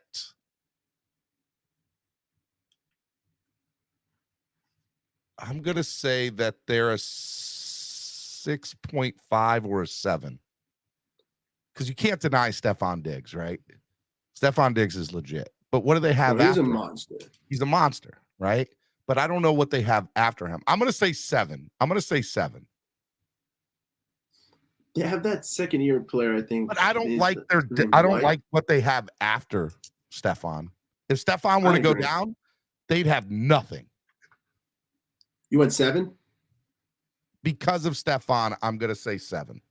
Yeah, because of Stephon, I'm going to say 7, bro. There's been little Bills fans crying for Josh Allen, saying he needs more help and more weapons. But he's got a lot of help, I think. And so we've got – but it'll still at a 7, bro. Calm down. That's why Stephon wants to leave. He's like, you guys need more than me, then you guys suck. All right, Patriots are the next team, right? Patriots? Yeah, the Pats. All right, their number 1 wide receiver currently is Devontae Parker. Number 2 is Juju Smith-Schuster. They got Kendrick Bourne, Riley Webb, Taquan Thornton, Lynn Bowden Jr., Trey Nixon, and Matthew Slater. I'm going to say that they are a 6. 6? 6.5. I'm going to put 6.5. Really? You have them higher than the Jets? Did I? You gave the Jets a 5. Well, they're not better than the Jets wide receivers. That's what I'm saying, man. They don't have a 1. Like the Pats they don't have a 2. They don't have a 2. Let's be real. Is Juju Smith or Devontae Parker a true number 2? No, they're 3s at best. I think Juju's a true 2. All right, so I'm gonna put him at a 4. They're pretty bad, bro. I'm gonna give them like a 2, bro. I'm gonna give them a 4. They're not bad, and the reason I am because you're right. I don't think their wide receiving core is better than the Jets. Pats are a 4. I think they just have a wide receiver 2 in Juju, a wide receiver 3 in Devontae Parker at this stage in his career, and then it's pretty buns after that. Then, so all right, what's the next group we're grading? Number 2, QB. All right, we'll go. We'll start with the New York Jets, Aaron Rodgers. Let's give it a 8. Aaron Rodgers gets an 8. Right? Yeah, Aaron Rodgers gets an 8, bro. He's just a monster. And by the way, are we taking all of the quarterbacks or are we just doing the starting? Do you want to do QB room or do you want to do I don't really care about the I don't think we Let's should do the just QB room. I think we Yeah, should just starter. grade on a scale of 1 to 10 for the starter. Yeah, you And give by an the 8. way, I'm changing mine to 8.5. I'm going to do mine 8.5. What are you putting Aaron Rodgers at? I'm gonna give him an 8 until I see how he clicks with the Jets, man. Okay. Should be good. Next team. The Dolphins. I'm giving us an 8 with the expectation of better things to come with health, bro. I'm going to say 7.5. I feel you. I gave this. And by the way, here's my reasoning for this, right? His health, and he hasn't shown himself in December, right? His health and he hasn't shown himself in December. But the reality of the situation, in my opinion, is that Tua played better in its entirety than Aaron Rodgers did last year. I think. I don't know if the numbers would show that, but I think personally, I think he played better. But Aaron both Rodgers of my is 8s. a former MVP. He just is coming off one of his worst years, which is not a bad year, by the way. Let's just throw that out there. But I do think his talent is going down more than it's going up. I said that about. He's old, bro. I do, and I think that plays a part. So I'm going to say 7.5 for Tua. Right now, I have Aaron Rodgers at 8.5. What did you put Tua at? I gave us an 8 also. I put us tied with the Jets, 8 and 8. Okay. Next team. The Bills. We'll give you guys a little 9 for my part. Josh Allen is an 8. 8 as well. Ooh.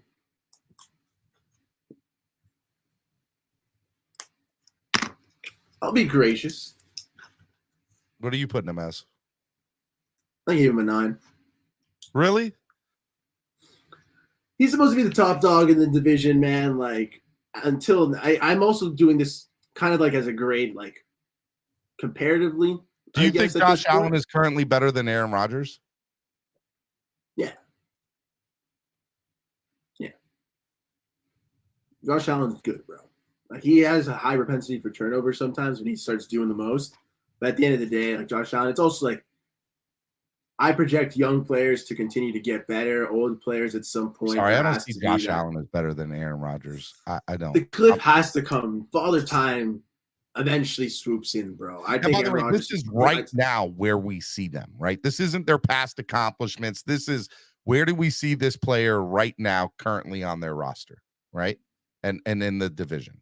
And so I think he's the second best quarterback in the division behind Rodgers. Personal opinion. At an 8. Because I had Rodgers at 8.5 because I think he's declining in his age.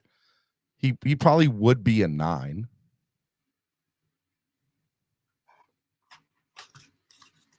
Dud Phins third in the East. Bills fan with his $5 donation says Dud Finn morning show ratings.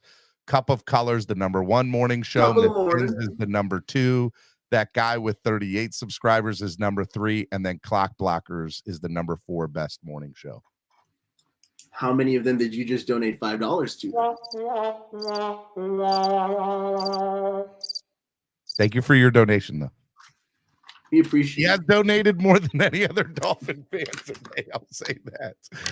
I can't be too mad at it. I don't agree with it, but I shots fired. All right. So what's the next team? Pats. Mac Jones, right? Mac Jones is a 4. At best. 4. Yeah, I was gonna get the same, bro. 4 and a 4. 4 for 4. Mac Jones is a 4.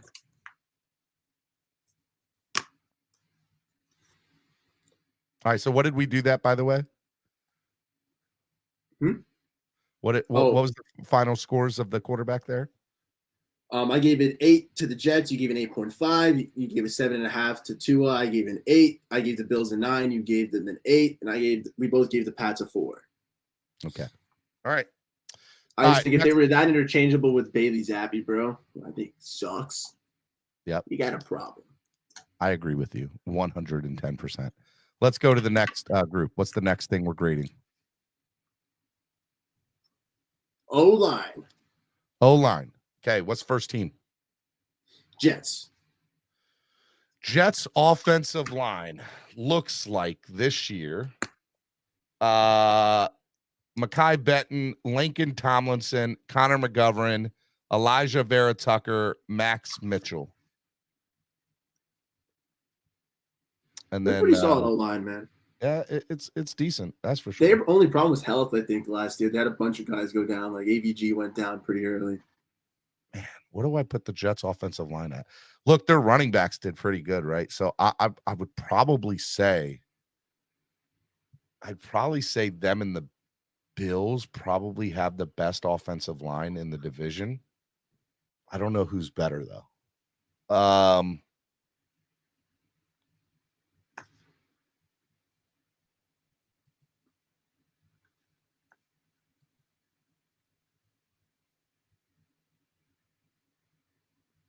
Why do the Bills and the Jets on our lads have Connor McGovern in their depth chart? Both of them do. Where does Connor McGovern play in, everybody? Can y'all tell me? Because I'm on our lads. I went to our lads, which is normally pretty good. But yeah, they have Connor McGovern on both the Jets and the Bills. Interesting. 2 different players, Spawn said. One is Dallas free agent and one is a Denver free agent. Okay, interesting. All right. Well, very interesting that they both have Connor McGoverns and that they both play on offensive line. Did not know that. All right, where are we at? We're at the Jets, right? I'm going to give the Jets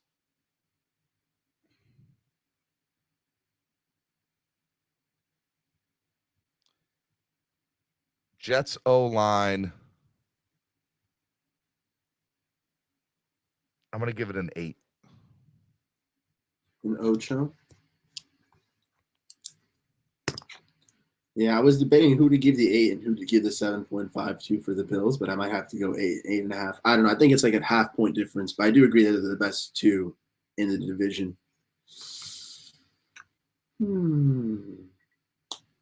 Yeah, I like Vera Tucker though, so I'll give him an 8 as well. What's the next team? The Dolphins. This is not that pretty. The Dolphins' offensive line is probably a 7 at best. At best. And you can argue it's a 6. I was going to give us probably a 6 with the hope for growth, but it's definitely the position of concern. So right look, here's my reasoning on it, right? Teron Armstead is probably the best at his position when he's healthy. Well, he's one of the best at his position when he's healthy. He's not the best, but he's probably a top 5 at his position when he's healthy, right? And Connor Williams was rated the best center last year or one of the best centers in the NFL last year? He was pretty highly rated. I don't know exactly where he ranked. So to have 2 positions rated top 5 in all of the NFL at center and left tackle, that can't be denied, right? You can't deny that.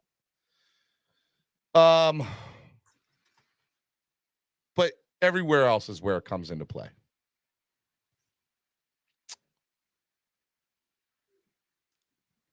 Six or seven.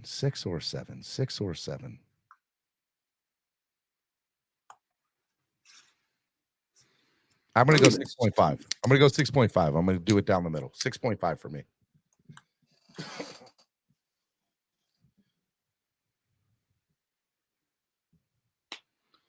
We'll give us a little 6, man. Okay. Our offensive line is not good. Is not great. And it needs improvement tremendously. QB's got hurt. The running game wasn't always that effective. I kind of want to bump it to 5.5, but I do think we're gonna get better as an O-line. Spawn says 6.5 because Jackson and Liam combined for a half a point. I was gonna go for 6, man. I have so many tinfoil thoughts about Austin Jackson. I'm not giving up on that, man. But yeah, we're conversation for another day. Just so you know, people, we're going to do draft talk too today. So we're still going to do draft talk. I thought this would be a very interesting thing. All right, let's try to get through it a little bit quicker. All right, what's the other teams for offensive line that we need? Bills and Pats. Bills, I think, is an 8, along with the Jets. I don't know who's better. And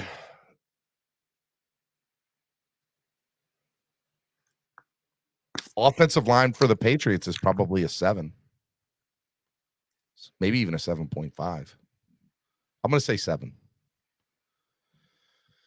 I'm going to say Buffalo Bills and Jets are tied at 8. Bills, the Patriots are 7, and then we're at a 6.5. So,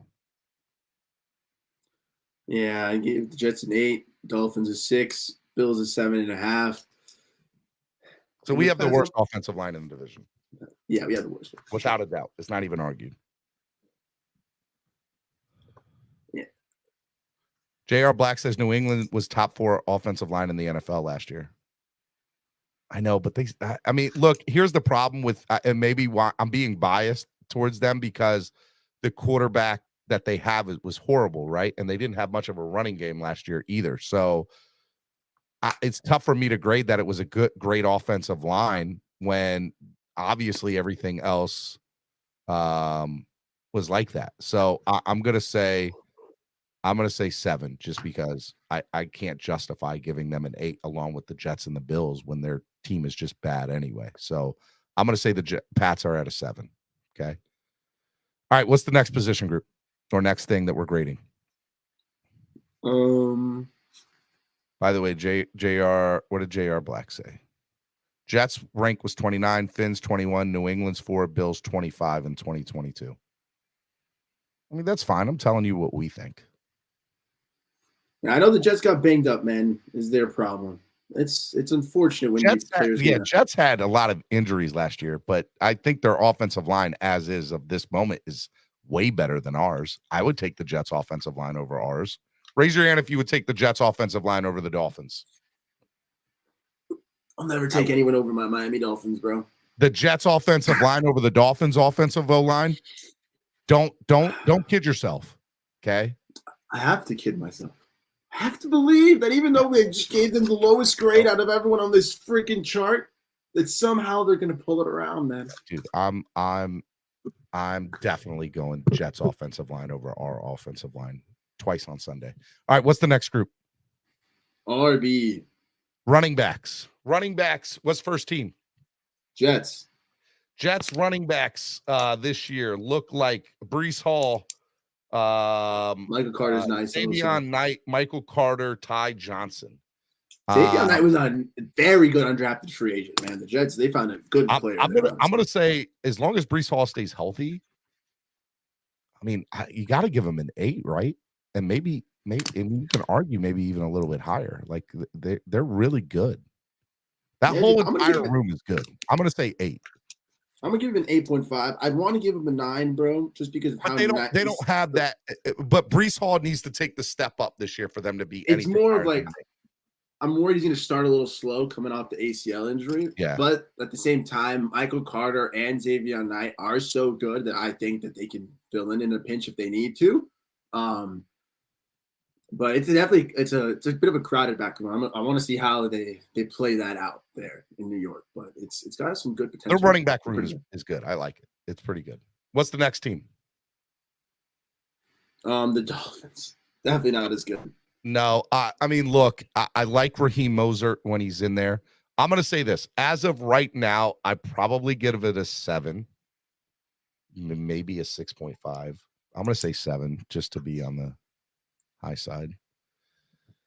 Yeah, but if they get Dalvin Cook, they become an 8.5 or a 9 instantly with Dalvin, because I think that it would.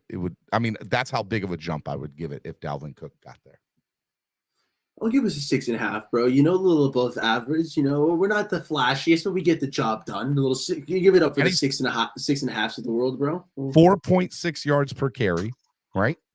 And anything above a 4.5 is good. So as a whole, as a total, we get it done. We get the job done. We get hurt a lot, and we, it's not any one person. So I'm gonna say 7. Okay. I'm gonna say 7. Yeah. What's I went a little Bills and Pats. Bills running back is James Cook, Damian Harris, Nyheim Hines from Indianapolis. By the way, that's pretty good that they got him. Great pass catching back. Yeah, and James Cook's probably going to take a step up this year. Are they better than our running back room? Depending on Cook's step up. And I think that they're a much better candidate to take a running back in the draft than the Dolphins are, at least a higher rated running back. So, yes, not much better, but I definitely say the Bills have a better running back. So I had them at a 7. I'll put them at 7.5. I'll make them better. Yeah, I think it's like, but I'm making them better than us based on, I think James Cook's going to take a step up this year. I think Nyheim Hines being there is going to be a huge difference maker, and they're going to get somebody in the draft of significance to help them, I believe. So, and maybe even free agent. They could also go out and get Dalvin Cook. They're a candidate to get Dalvin Cook too. I don't look at Dalvin just because of his brother, but I do think they're going to make a running back move. Like they let Singletary walk to Houston, so like that's what I'm saying. I think they're going to get someone in the draft, or they're very confident in Cook. Either way, they have a young running back that the Dolphins just don't have. You know what I'm saying? So I have to give them. Everybody in the chat is saying that their running back game is worse than ours. Probably, giving them too much credit. We might. I just like James Cook a lot, man. Like I'm gonna be honest. Like that's where my bias starts to come in. Like I like out of UGA, the kid deserves some love, I think. And on paper, if we're graded what they did in 2022, we're probably very similarly ranked. We're probably more consistent than they are. We've got the vets, but they have a chance to be flashier. So. All right, let's say. All right, so let's say this. Here, I'm going to change my vote. I'm going to say 6.5. Okay. I'm going to say 6.5 for them. Okay, but I reserve the right to change that after the draft in the second wave of free agency, which I think they will improve tremendously. They have it as a priority, so I think they're a 6.5 as of now. Yeah. Okay, so you have them a little less than the Dolphins. I'm going to give them also 6.5, but for me, that ties them with the Dolphins score. For yours, I also give the Dolphins 6.5. So I'll give them 6.5. What's the next thing? Pats. Pats are trash. Everything about them is trash.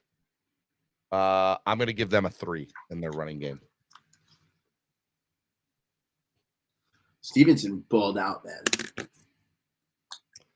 Okay, a 3.5. Give me. I'll give him a 3.5, Nando. We don't have the worst running back room in the division. Thank you.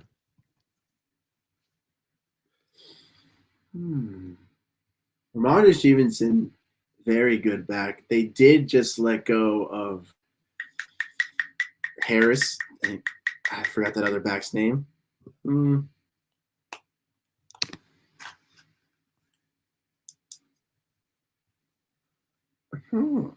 give him a 6. Give him a 6. All right. I like Ramondre. I'm giving them a 3. I think they're one of the worst rooms in the entire division of any position of anything. Yeah, they just have a good O-line too, man. So it and I think that's what makes their O-line game better. But I'm trying to take them at their position, at their core. I get you. I just like Ramondre, man. Ramondre Stevenson, he ain't making me, he ain't making me wiggle. James Robinson, he's not that guy. Ty Montgomery, not that guy. Pierre St. or Strong Jr., not that guy. Kevin Harris, not that guy. I'm telling you right now, I think I'm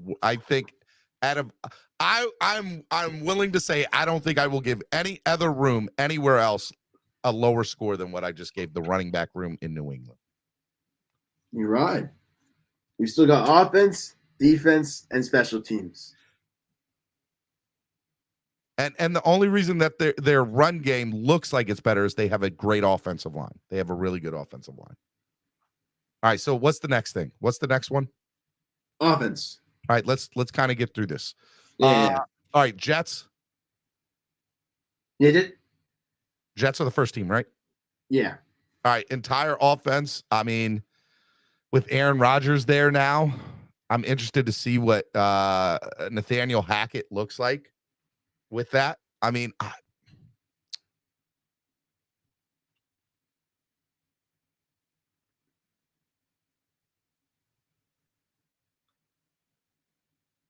overall grade of a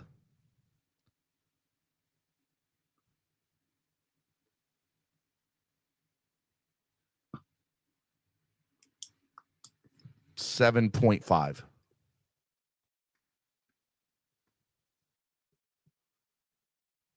7.5? Yep. That's exactly what I had. Okay. Next team. Boom. Dolphins. And by the way, I was just reading for the chat. Like, yes, this Pats running back room was very good. It's different this year. That's what I think. Ramondre Stevenson is very good, bro. But they don't have Damian Harris this year. Like they're not the same running back core that beat the Bills, crushing them with the runs. And then offense, I gave him also 7.5, 7.5. So Dolphins are the next team. Yeah. Dolphins offense, probably an 8.5.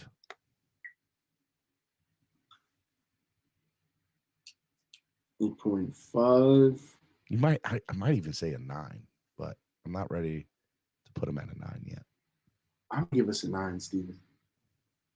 The only reason why I'm not is if Tua goes down, what does Yeah. that team look like with it? And I don't know what their tight end room looks like currently. Yeah, I moved it to an 8, bro. I switched my 9 to an 8. Okay, I'm putting them at an 8.5. Dolphins offense. What's the next team's total offense? Bills. Bills total offense, I'm probably putting at an 8. Me too. Time with my Phins. And then what's the last team? The Patriots? The Cheatriots? Right? Yes. Cheatriots, I'm putting at a 6.5 total offense. I think they're garbage. What'd you put? I'm sorry. What'd you put? 6.5 for the Patriots total offense. Hot garbage. Yeah, I got him at a 6. Yep. All right, next position. Defense. Defense, total defense. First team.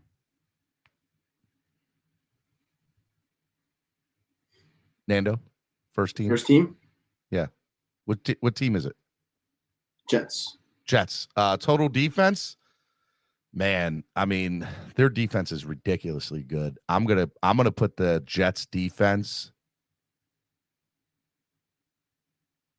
I don't know if I want to say 8 or 8.5. Like their defense is legit good. I'm gonna say 8. I'm gonna say 8. And they're probably gonna get better. Sauce Gardner is awesome. Love him. I'm going to love to hate him. Yeah, I'm giving him a 9 just because Sauce is really scary. Sauce is And so he's going to get better, and it's yeah. the problem with Sauce is if I'm projecting this Dolphins offense to get better because they're so young and so nice. I think that Jets defense is pretty nice too, man. It's pretty young. Next team. Dolphins. Dolphins total defense, I have at a 9.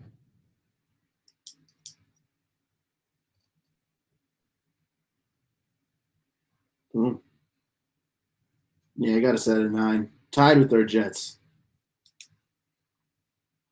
And the reason I'm predicting that is I think the base there is absolutely amazing, and Vic Fangio is going to make it really, really good.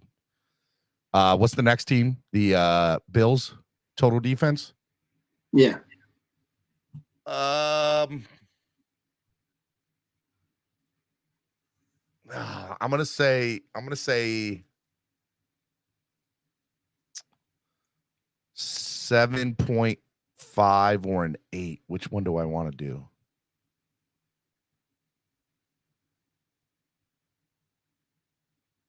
I'm gonna say 7.5 for the Bills defense.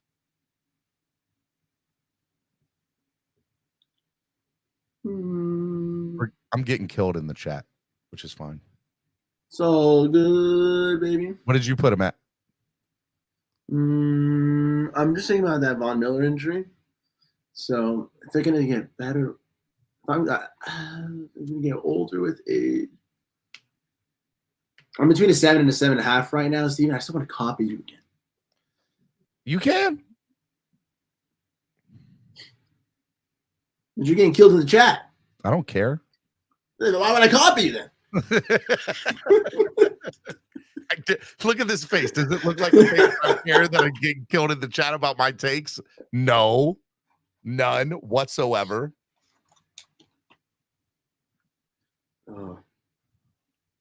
Which one? Hurry up. What are you grading? I am a 7.5. My bad. Okay. All right. And the last team? The Patty Pats. The Pats defense, I'm going with a 6.5.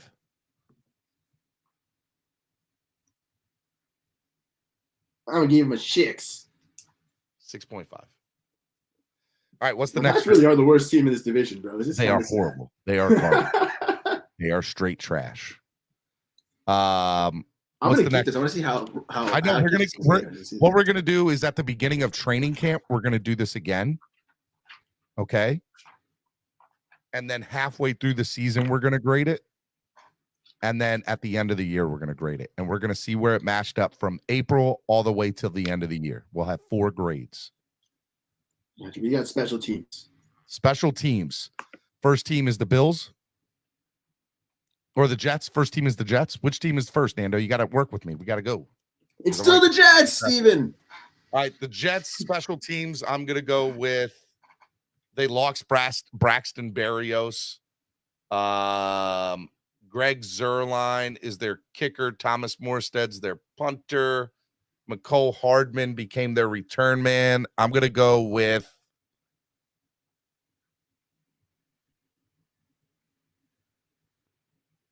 seven.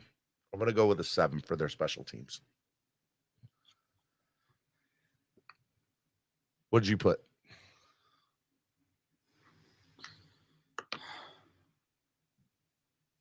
This is where I'm going to be honest with the chat. I don't really know special teams like that. So I'm just going to copy Steven. But I'm being upfront about it. All right, the Miami Dolphins special teams has to improve this year. I'm going to say the Dolphins special teams with Braxton makes it an upgrade, but I think they're at a 7. And, Brandon Cornblue told me Jason Sanders is going to ball out. Well, I mean, look, you got a new placeholder for Sanders, 3rd year in a row, right? There's a question mark there. We got to see if that works out. And, Berrios did make them better, but special teams as a whole, they were a bad team last year, right? And we don't know if Bailey's going to be an upgrade over Morstead. We'd like to think he would be, but I'm going to say the Dolphins are at a 7 at best right now. Now, could they be better? Yes, but I'm going to say currently as is, I think they're a 7. I'm gonna give us an 8, bro. No disrespect to Greg the Leg Man. I used to love him when he was on LA, man. Zero Line was the Zero homie for a long time. But he's 35 years old. And Jason Sanders, I'm believing in the friend of the show, Brandon Cornblue, when he told me that he's gonna ball out, he's ready to go. Hopefully the holder problem solves itself, man. And by the way, I think special teams will overall improve with Vic Fangio here. I think he's going to help. Give us a 7.5, not an 8. But I'm going 7. I'm going 7 right now. I'm going 7. All right, Buffalo Bills special teams. Sam Martin, Kyler Bass, Naheem Hines. I'm gonna say that they're probably a 7 too. I'm gonna say Buffalo's room is a 7, maybe even a 6.5, but I think a 7. I'll say 6.5. 6.5 for Buffalo. And then I like Hines as a return man. I do too, 7. But I don't think he's better than McCole Hardman or Braxton Berrios for us. That's pretty valid. I didn't even factor that in. Dang. Well, I already wrote 7, so it's too late. All right, and the New England Patriots special teams, you got Nick Folk, and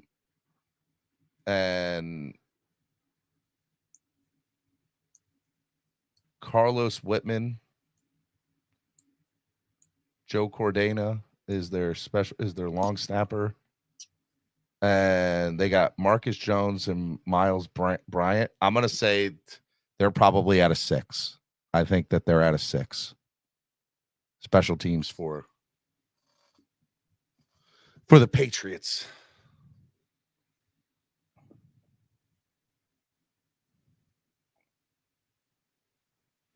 Six and 6. Okay. What's the next group?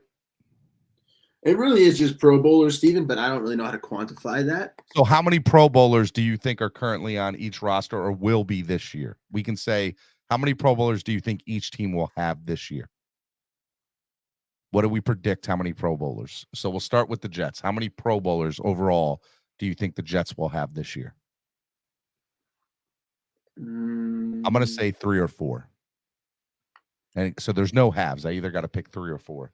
I'm going to say 3. They're going to have 3 Pro Bowlers this year. You know, you can't deny their running back. You can't deny Garrett Wilson and, Sauce Gardner, Quentin Williams. Somebody will get, denied out of there, right? Somebody will get. Yeah. Did you already write mine down? Yeah, you 3. I think I want to go 4. I think I want to go 4. I was going to put 4. I'm going 4. I'm changing mine to 4. Just write 4 over my 3. Again, I think this is going to be the best division in football, bro. It's going to be loaded.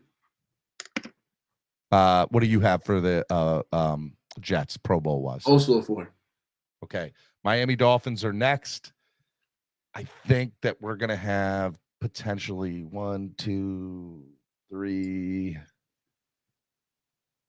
4, 5. I'm going to go 5. 5 for us. Mr. 5. Let me close my eyes.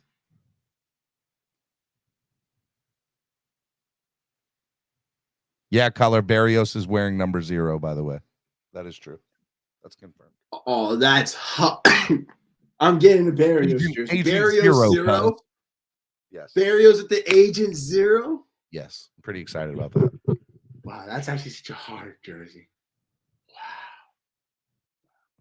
Yeah, bro, I'm going crazy with the Dolphins, man. I got us at 6 or something. 6 man. Pro Bowlers? I stopped counting at 6. We should have had more than we had last year and got screwed out of a couple last year. So I'm going to say. What? How many you had last year? I think we had 3 last year. We probably should have had 5 last year. That's what I'm saying. I think we're gonna have 6, and then we're probably gonna get screwed. We're gonna have a bunch of good players that got screwed. I think 5 for us. All right, Buffalo Bills Pro Bowlers. How many Pro Bowlers do we think the Bills are going to have? I'm going to go 1, 2, 3. I'm going to say 3 for the Bills. 3 is fair. And then the Patriots will have 1 Pro Bowler.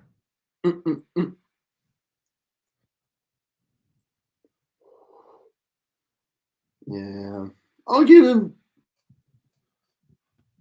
Patriots will have 1. I'll give him 2. I'll be generous. Okay. All right. Is that the last thing? Yes. Okay. So what I want to do is I want to add up everything except the Pro Bowls. Add up all the points except the Pro Bowlers, because what we're going to do with the Pro Bowl points is we're going to add it onto the overall score. Steven, you're making me do math. My No, least just call it favorite out. I'll subject do of it. all I'll time. do it. Just call it out, and I'll legend. All right, hold on. Let me put the calculator. All right, so first team we're gonna do is the Jets. Go ahead. 5, 8.5. Wait, this is so this is my score first for Yes. You want me to read the Bills. category as well? Or No. Just give me all the points down for the Bills for me. For the Jets. Or for the Jets, yes. Yeah. 5, 8.5. Gotta say 8.5, please. Sorry. 5, 8.5. 8, 8, 7.5, and 8. Oh, and 7. And 7. Yes. All right, 52 plus how many Pro Bowlers did I say they would have? 4. All right, so 52 plus 4, so 56 total score for them. Got you. All right, give me yours for the Jets. 6, All right, 8. hold on. Let me clear it out. 6 plus 8. 8. 8. 8.5. 7.5. 9. 7. 54. How many Pro Bowlers did you say that they would have? 4.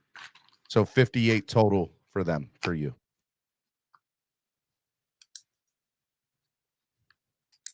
All right, next is what team is next for the Dolphins? My scores. 9.5. 7.5. Hold on. I messed up. I hit the wrong button. 9.5 plus 7.5 plus 6.5 plus 7 plus 8.5 plus 9 and 7. 55. How many Pro Bowlers did I say we'd have? 5. All right, so 60 total score for me for the Dolphins.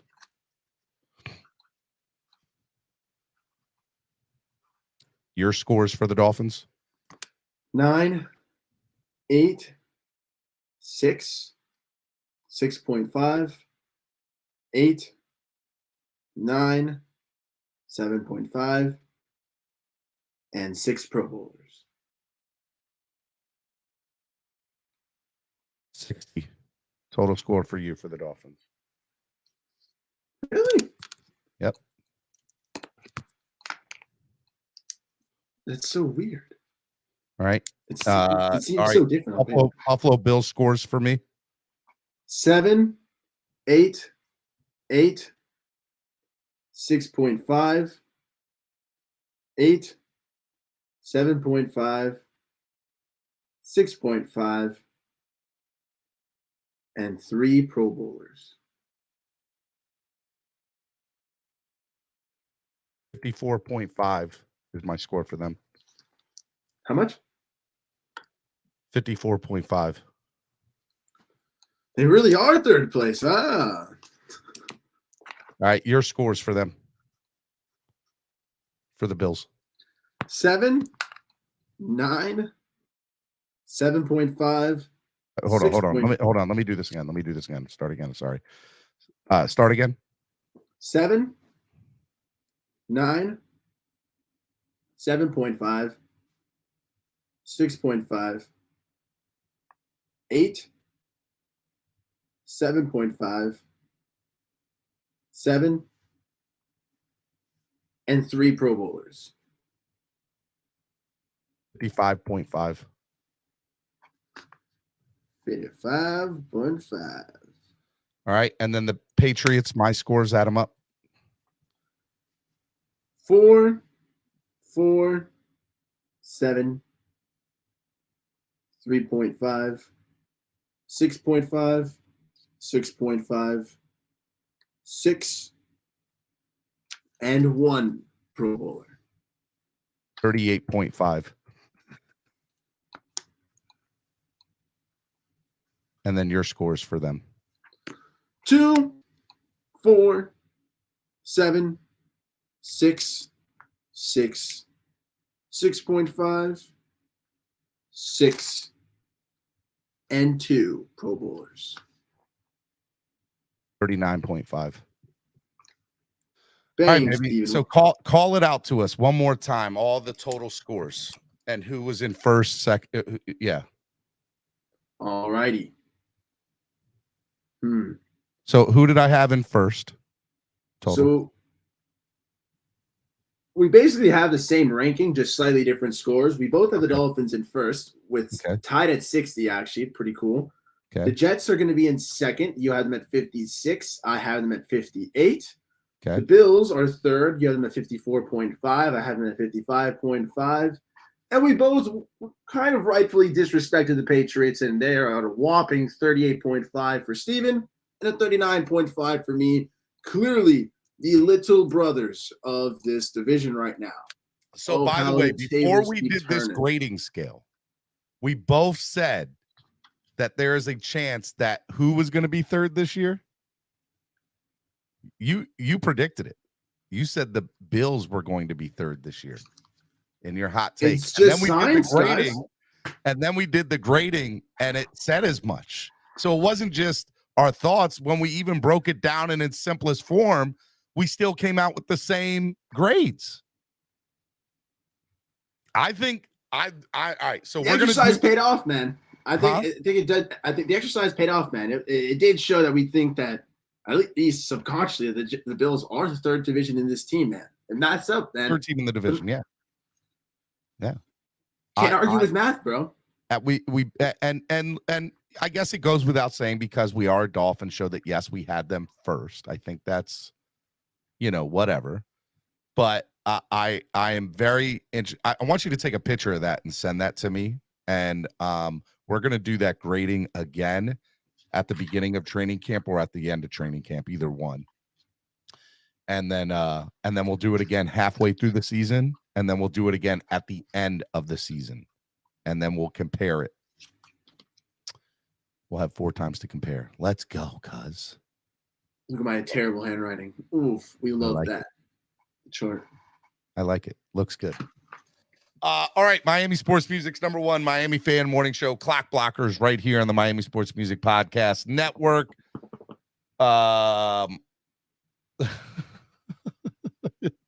Noob is killing me. Oh my God. All right, I got to play this. I'm probably going to get tagged for the music, but it's pretty good. So donate to the channel, because I'm pretty sure I'm going to get tagged for this, but it's pretty good. And this is level 2 Noob did this. You ready?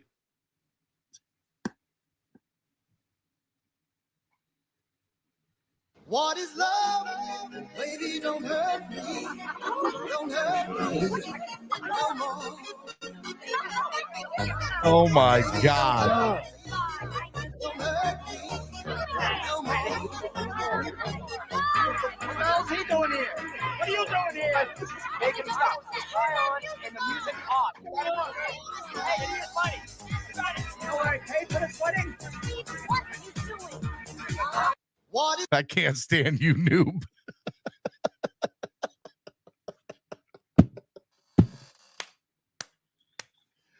Oh, I can't stand Noob.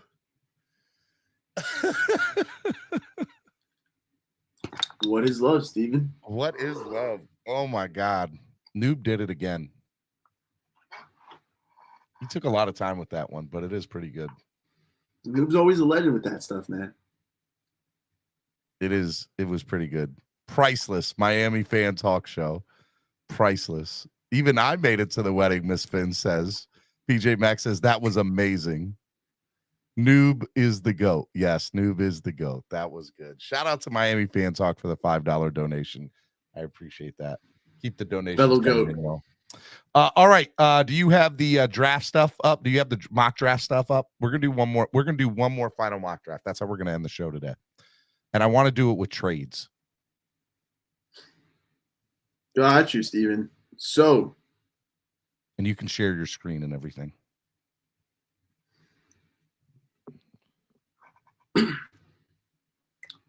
do you know what website we're gonna want to use? The one that you used last time. Whatever one you used last time. Well, PFN is you have to pay for it now. That's what I'm saying. Oh, it's not free anymore?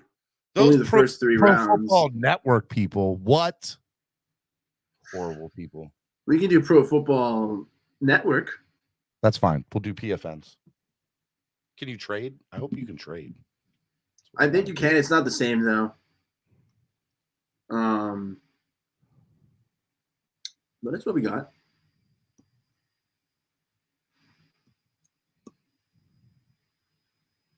And is it going to be all 7 rounds? Yeah. Okay.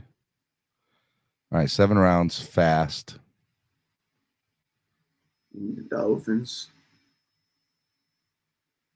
Let's draft. It goes fast. Pause the draft. Pause it. In the middle.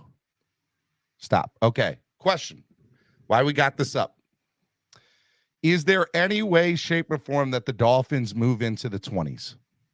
Because that seems to be a rumor out there that the Dolphins are going to do, or at least talk about. I want to know your thoughts, Nando. Is there any way that the Dolphins get into the middle of the first round?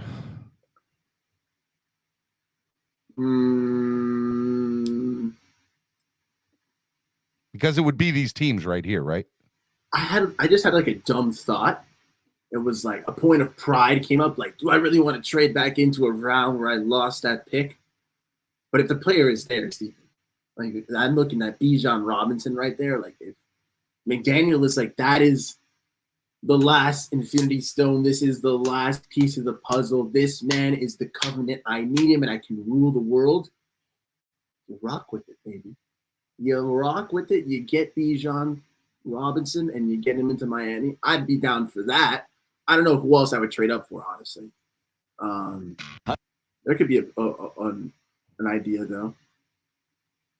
I mean, is there a team there? Baltimore, Minnesota, Jacksonville, New York, Dallas? Probably,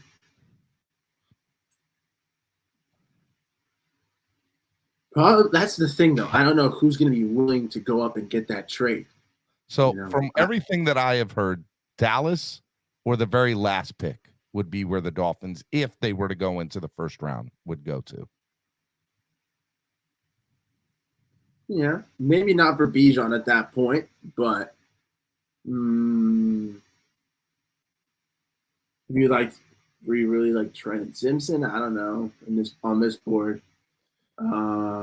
DeJuan Jones, if we really wanted a tackle or something, we could trade up, Steven. I could see it for the right player. It'd have to be someone like an offensive lineman, like a bona fide tackle, in my opinion, or a great piece like Bijan Robinson. What team is that? Are we doing that with? Is there a team up there that we're doing? Is there anybody available? Go offense. Click the offense, see who's available right now at 22. No, all the way to the right. You'll see the blue. See it where it says all offense, defense, hit offense. What's the highest? Who's the offensive line there? We got Anton Harrison out of Oklahoma, DeJuan Jones out of Ohio State, who's really nice and really big. I don't think we do it for a guard or interior offensive lineman in general. Maybe stand put because then we pick right here again. I know. I'm going to say we stay where we're at. So far. Yeah, I agree. I don't think we'll trade into the first round. I think if anything, we might move back in the second round. to get Okay, more well, picks. let's or resume go a the little draft higher. and let's get into the second round a little bit. Pause near the beginning of the first round. Stop. Wow. Bajan I went was- at 33 here. Which I don't think will ever happen. You don't think like, Bajan makes it into the second round? no way, bro. Like, is that Let me ask 31? you, if at 32 he's still not off the board, do the Dolphins consider moving up for Bajan? Bro, if it's overnight in the draft, they ended like this, 31. They went Michael Mayer. They didn't entertain any trades. Yeah, there's no I way think that Kansas City's taking a tight end there at 31. Somebody is Yeah, that's what I'm moving saying. up. Someone's getting that trade. In this world, I think that'd be a movement for Bijan Robinson. And it would probably be But- for Bijan. So somebody would go to 31 to draft Bijan, right? Yeah, and I'd hope it'd be the Dolphins at that point. I'm telling you, I think if the Dolphins at all were to ever move into the first round, it would be for that last pick. And I'll say if Bajan is still there at 29 or 30, there is a team that is going to go up to 31 to draft him. I'm almost confident in that. Would you agree?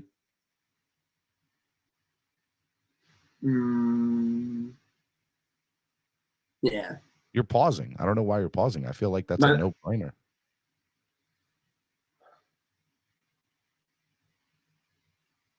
I don't know if it's detailed the exact. I don't know about. You got limited capital, man. We do. I understand that. But in general, there will be a team if Bajan is there if 29 comes and Bajan is still on the board, there's a team that is going to call up to Kansas City for that 31st pick. Yeah, I hope it'd be the Dolphins. I think a team in general will do it, though. It'll be like the same situation when like Lamar started sliding. He's not falling out of the first round. Bijan Robinson is worthy of a top 10, top 15 pick, Steven, but running backs just get Steve value, so I don't think he'll fall out of the first. All right, let's resume draft.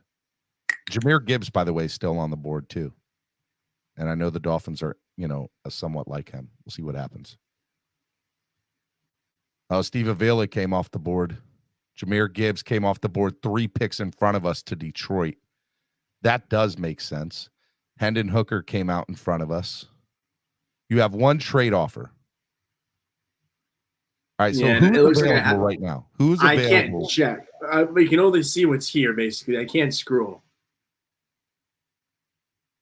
You know what I'm saying? I'm going to say that that's the top of the list right there, right? Yeah, no, it is. But I'm saying I can't see who would fall a little after that because this is pick 62. So Luke Musgrave is a guy that are on a lot of people's draft boards for us. Do the Dolphins pick number 51 for Luke here? Or do they say, screw it, we're going to go back and be able to, get higher, more capital? I would want to counter and add 1 more draft pick to that. So hold on. I think that's good. Let's ask for 219 as well. See if they'll give us 219. Would you want 219 or a better third rounder? You think taking 94 away and asking for 71? Maybe instead of just getting like a 6th round pick. Okay, well, let's do it. Let's see it. Let's take 94 away, ask for 71 instead.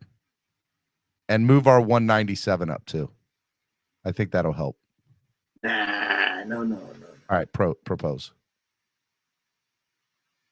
Confirm. The trade was declined. They won't even counter back? Call me back. It has a trade offer. Oh, it's still there. So we'll do yours. Go back to 71. Yep. No. Hit 71 again. Oh, you're saying do 71 and put 197. Like, no, I'm saying, so you want to. So take 94 out for them. Mm-hmm. Hit 71. Keep 219 as well. Get rid of 238. Put in 197. Go. Propose. Damn. All right, Steven. It's up to you. Guys, should we accept this trade or not? I'm going to take like the first 10 12 answers in the chat. Do you accept or decline this? Do we take Luke Musgrave or do we accept this trade? Luke Musgrave or accept this trade? Put it in the chat right now.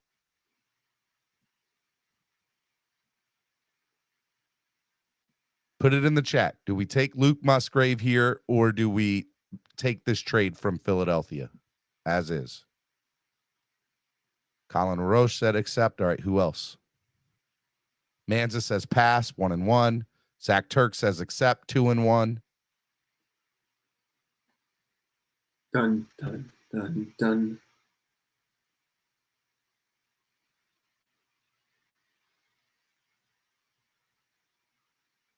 Accept, that's 3-1. Come on, a few more. Come on, guys. If you're in win mode, you don't trade back. That's 4-2, 5-2, 6-2. I don't like either pick. I don't like either pick Charbonnet. Except 8-2, 8-3, 8-4. We're at 12. What do you think? 8-4. They said accept it, so let's accept it. And listen to the people. All right. Luke Musgrave's still on the board. You gotta take him. We got to take Luke. Welcome to the squad, my friend.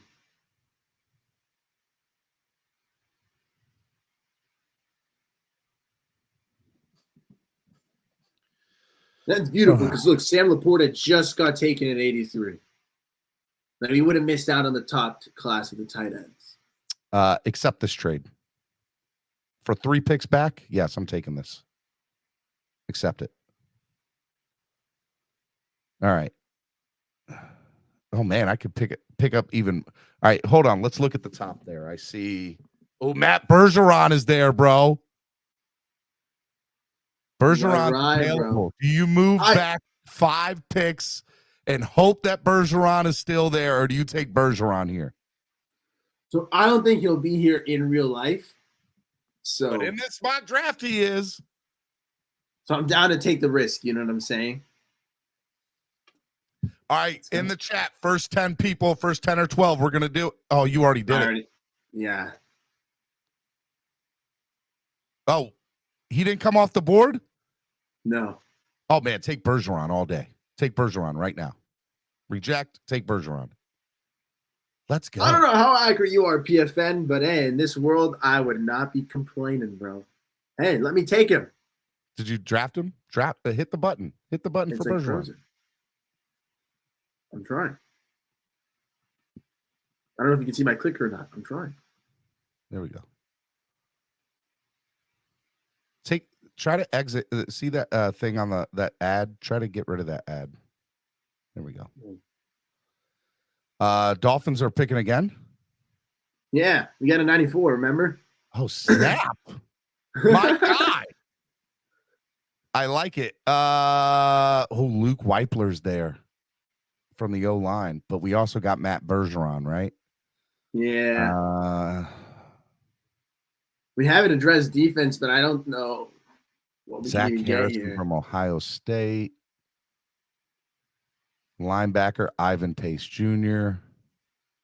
Ooh, Henry Tutu, Tua. I think they were telling me it was pronounced. He's pretty nice, man. I've seen a lot of people's mock drafts take him. Scroll down a little bit more.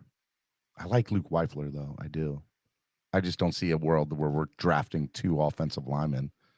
Back to back like that. Yeah, I get you. Although it would be nice. Ooh. All right, scroll back up. All right, so nobody's offering us a trade here. So I'm going to say that we either take Luke Weipler, because I just think he's awesome, or we take Tua, or how do you say his name? Tua. I'll never be able to pronounce it, man. Better men than I will try. Tua. But I'm down to learn as he becomes a Miami Dolphin. All right, guys. Weipler or Tua? First 10 people, tell me. Weipler or Tua? Steven, I'm coming to Baltimore this year, and we're just going to practice saying difficult names 24 hours straight, no breaks.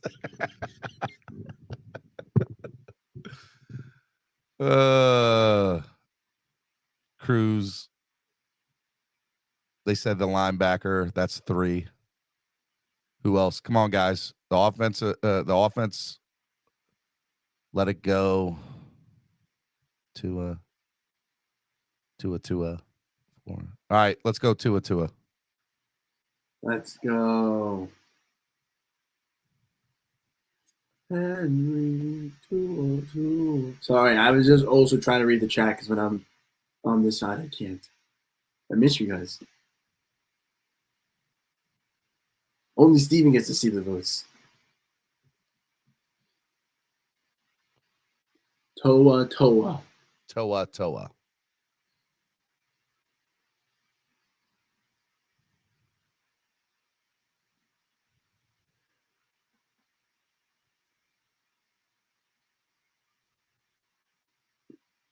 This is the same awkwardness silence it's gonna feel like when we're waiting all the way to the 6th round. It takes forever. Let's scroll down. Let's find a a running back or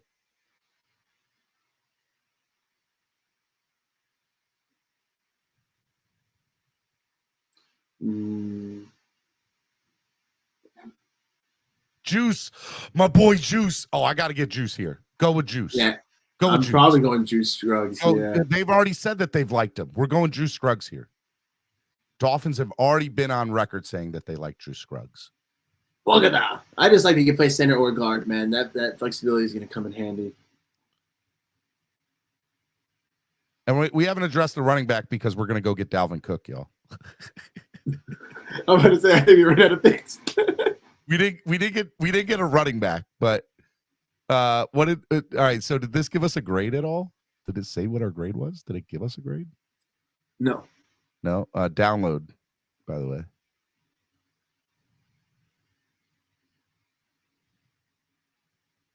What do y'all think, man? Luke Musgrave, Matthew Bergeron, Tua, and Juice Scruggs. And we picked up 2 5th-round picks the following year. I think that's a damn good trade. I think that's a really good draft, Nando. And we'll just go after Dalvin Cook. And we could take those 2 5ths and throw it in for the Dalvin Cook trade. Take my 5th rounders and like it, Take Minnesota. my 5th rounders and give us Dalvin Cook, please. Tell me they wouldn't take that trade. I don't think they would take that trade. You know, I think they would, bro. I think if we offered them if we offered them Noah Igbenogany and 2 5th rounders, and we'll take all of his money off the books and you don't have to worry about it, and then we renegotiate, I think they would do it. I think they would. You want to do one more? I'm down, baby. I like the draft though. I think it's a good one. Noah and Cedric for a 6 and Cook. I'm telling you, we would go get Dalvin in this situation.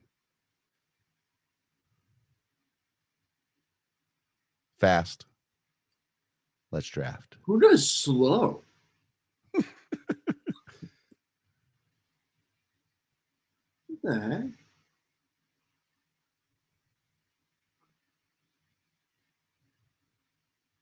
I wanted to pause for a second. No. Bijan. Hold on. Dave Flat. Who? Darnell Washington just came off the board. BJ. Scroll if we were to move up in the 2nd round, by the way, guys, I do think it would be right around here, right? It would be right here. Top of the 40s. Not the most expensive trade up. It would cost us a tad. All right, so let's look at Green Bay at the 42nd pick. Let's see what they would want for the 40. Click on Green Bay or proposed trade with the Green Bay for the 42nd pick.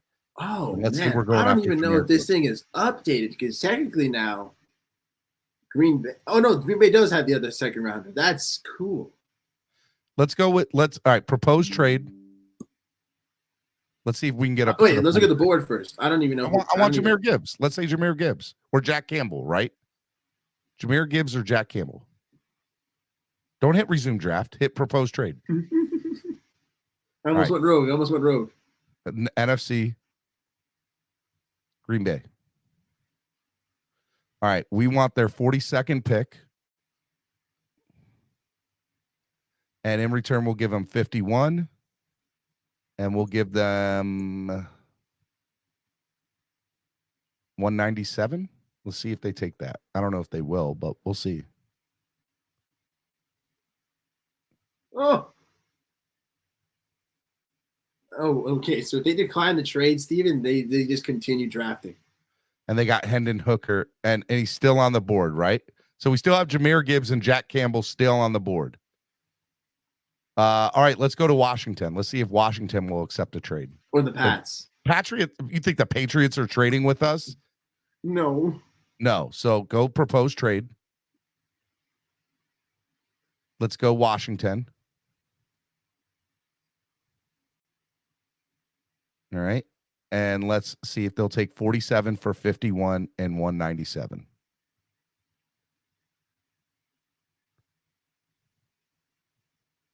Damn. Uh-oh. Okay, we can send them another one still because it's a future team. How hard are you willing to bite here? Well, how bad do we want Jahmyr Gibbs or Jack Campbell?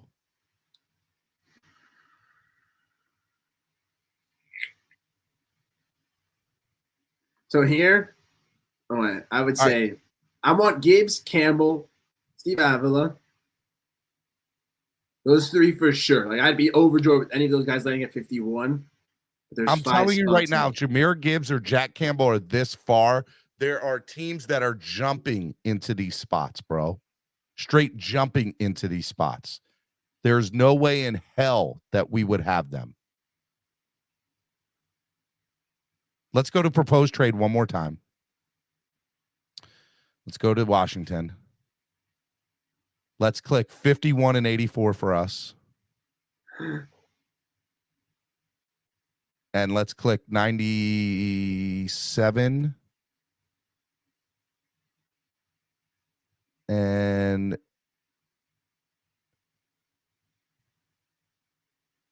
click. Damn.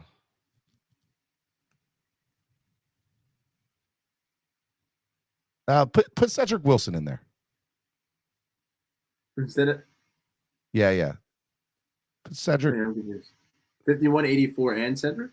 No, do 51, 197 and Cedric. And still they're 97 or no? Yep. See if they'll take it. Damn, I don't know, dude.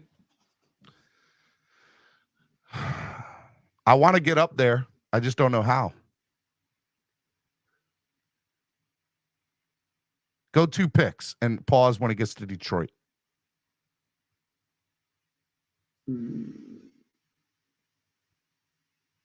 Hit resume draft and pause when it gets to Detroit. Yep, Jack Campbell came off the board, gone.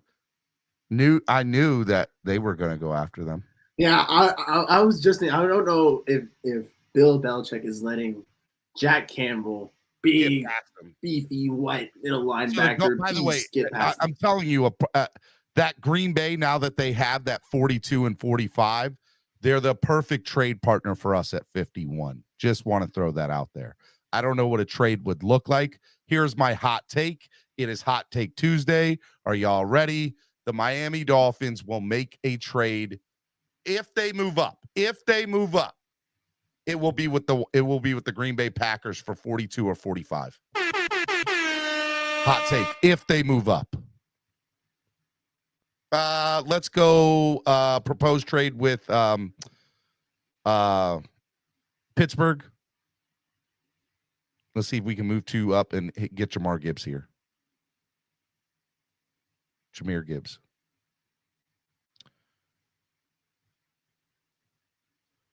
$51, $49, and we'll give you $238, and you'll give us $241. So you get to move up a few spots. Or $251. Take $251. think that's good enough. That's a good trade, bro. Don't worry, baby. Oh, He's yeah. still on the board.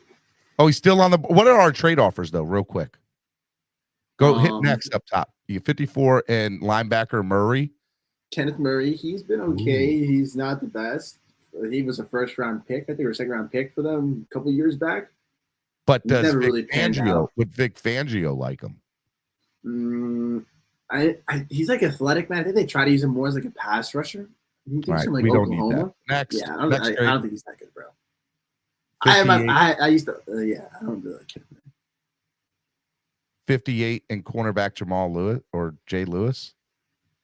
No, we already have a cornerback that we're trying to get rid of. Yeah, we're good. Reject both of those. Thanks, but no thanks. We're taking Jameer Gibbs here. Thank you. I'm not at home. All right, now we address. Now Dalvin Cook's not coming to the Dolphins, y'all. According to this. Boo-hoo. I got Jameer Gibbs. Oh man, who is? Oh, Noah Sewell is up there. Ooh, he's nice. He is nice. Go to the other. Go to the other trade possibility.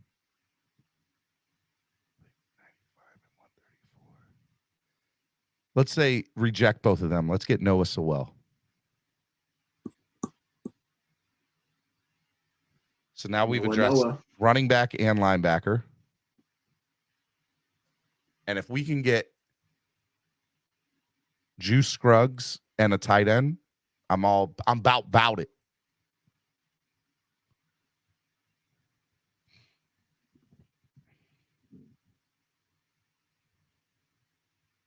People are saying Sewell's trash. I don't know about that. I think he's all right. Dolphins at 197 here. We're taking Juice Scruggs. We're taking Juice. We're taking the Juice. Oh, so JL Skinner's pretty nice too. He's like a safety, but he's like a big safety kind of linebacker hybrid. He's like 6'4". He can cover tight ends too. So I think that pick in the third round is gonna be whoever Fangio dislikes on defense. Honestly, all right, show me tight ends left on the board. I know you can't per se, but like just scroll down and show me your tight ends that we have left. Don't ever doubt me ever again, Steven. Bretton Strange right here. Let's go. Give me Bretton Strange. Give me a little bit of Strange. I want to get strange. Dave sounds pretty nice too, but strange it is, sir. Jameer Gibbs, Noah Sewell, Juice Scruggs, Bretton Strange. I think that's a good draft. I think so too, man. And again, when we do, like, who would honestly be mad at that draft? Honestly, because again, remember, we're not saying this is going to be the exact picks, but if we got a guy like Jameer Gibbs, like a top running back, and we got Fangio's favorite defensive player in the third round, and then we got an interior offensive lineman at 197 and a tight end with our last pick in the draft, who's upset with that draft?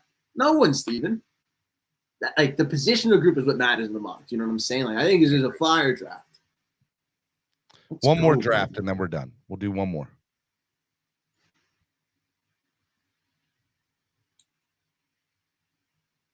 You download that? Yeah, download that. I've always wondered, can you see my little cursor? Yeah, I can. So you can see how much I'm failing to find this new draft? Scroll down. Click here to close at the bottom right. And then start new sim.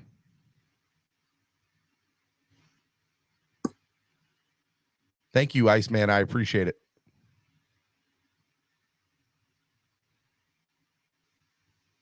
It was pretty awesome getting the agent for Dalvin Cook yesterday. It was awesome. Sick. Go check that out if you guys haven't seen that already. It was great. It was absolutely awesome.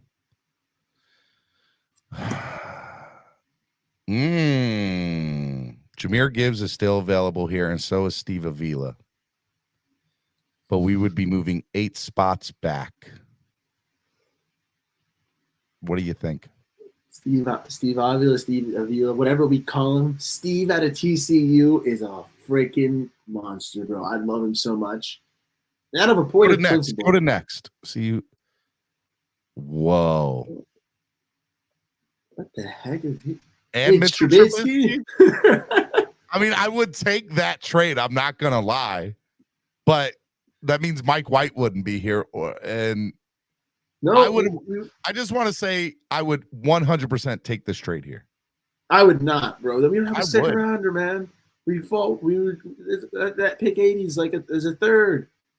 Dude, you get Mitchell Trubisky, right? He's better than Mike White. Let's be real, right? What do I do with Mike White now? You get 2/3 and 2/4. Next year, though. You get you still stay in the third. You still all right. All right. So what is pick 80? 4 picks ahead of our current third round pick. I'm sorry. I'm taking that trade. Take it. I want to take it. Chat, please. All right, in the chat, accept the trade or decline it.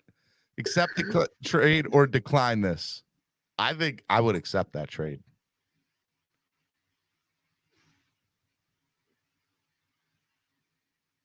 I would accept it. Flip side says decline. Miss Finn says take the trade. CCRR says decline. Miss Finn's accept. All right, Miss Fizz, we got you. Let me see what other people say. Accept and cut Skyler, Manza Chill says. McDaniel would unleash Mitch on everyone. Hey, Nando, Miss Finn says. Accept. Get Mitch, and we'd have 2 quarterbacks who had anomaly games who's thrown 6 touchdowns. All right, whatever you want to do, screw it. I just like Steve Avila so much. All right, well then reject it and go get Steve. I just can't trade with the Jets, man. Yeah, I don't want to trade with the Jets either. I don't think that if we did, I'd want to like kill, get them for everything. I just think that our offensive line would be basically solved except for Austin Jackson. Honestly, but I'm not giving up on Austin Jackson. What's the next pick? What's the next trade offer? We have 2 of them here. Ooh. Bergeron's still available here too. I'm taking that one. Take that one.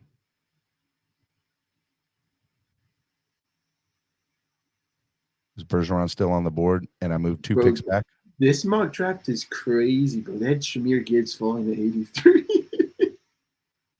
Jahmyr Gibbs fell to 83 in this mock draft.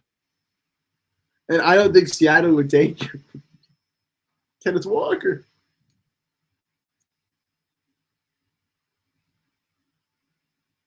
Boom. Would you take either of these trades?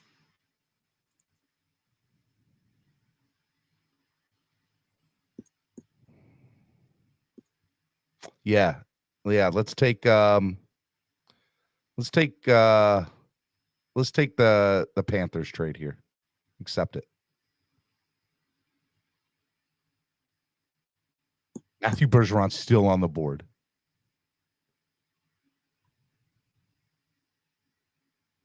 Let's take Bergeron. Let's just get Bergeron here.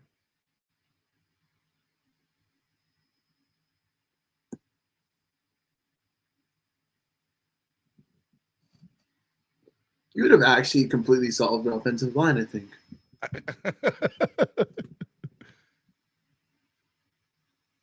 Dude, if we got in the draft, think about this: Steve Avila and Matthew Bergeron. Do you know Dolphin fans would go nuts? They'd go bananas. We're winning it all.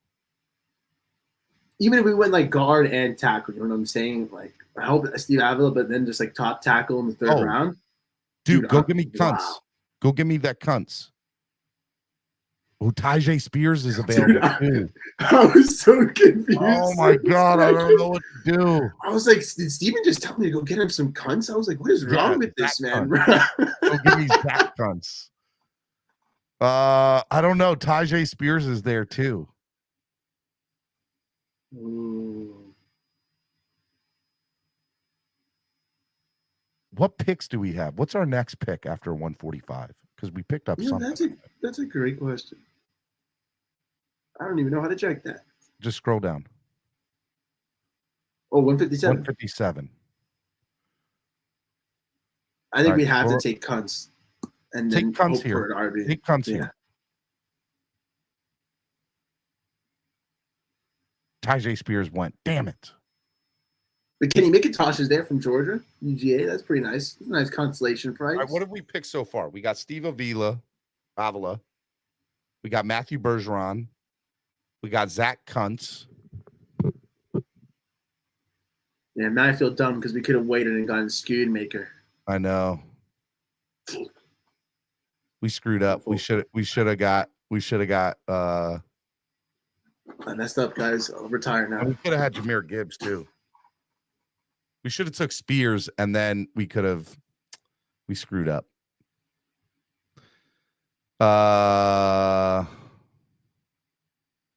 What do we do here?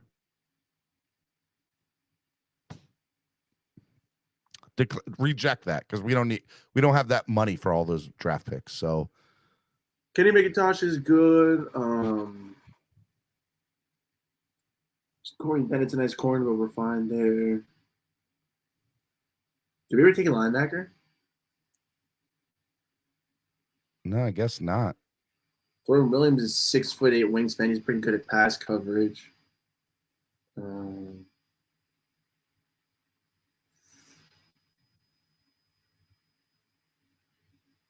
We already got a tight end in Kuntz, Miss Phins. I don't think we go 2 tight ends. We should have not got Kuntz. We screwed up. Can we go back? That's what I just tried to do. Damn it. It's too late now. I'm so mad at ourselves for this. All right, go with I like Kenny. Go with Kenny. Go with Kenny McIntosh. He's played in a couple national championship games. He's just really fast. Let's go Kenny really McIntosh. Yeah. And that way we could tell ourselves we would have just swapped the tight end running back selection. You know what I'm saying? Maybe we would have gotten Tajay Spears and then tight end. Yeah, we screwed up. You can say it, man. I screwed up. It's okay.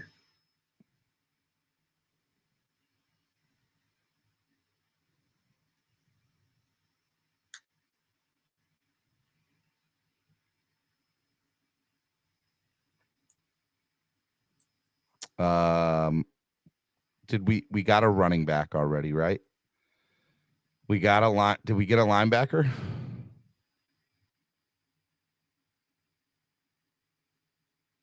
No, we did not.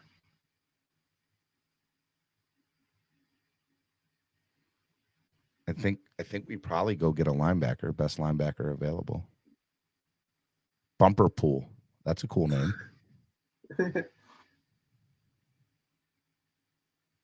Yeah, we might be out of luck, bro.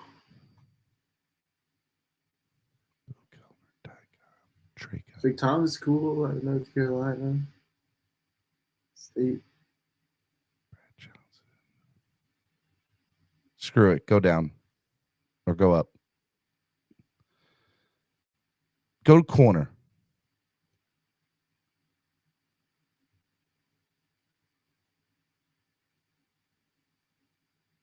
Stephen Gilmore. Is that Stefan? Is he related to Stefan? That'd be cool. Click him.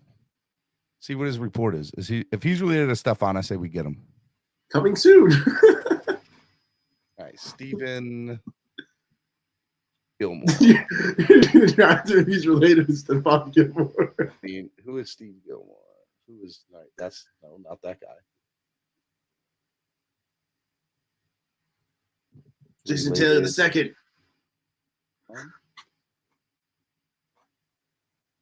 Yes. Go Stephen Gilmore. Stephen Gilmore. He's Stefan's little brother. We're going Stephen Gilmore, sir. This is the We're going Stephen Gilmore. Where did he go? He's up there. There he goes, $2.99. Steve Avila, Matthew Bergeron, who I love. We could have gotten Tyjae Spears and then got another. We screwed up. We could have had Tyjae and then got another.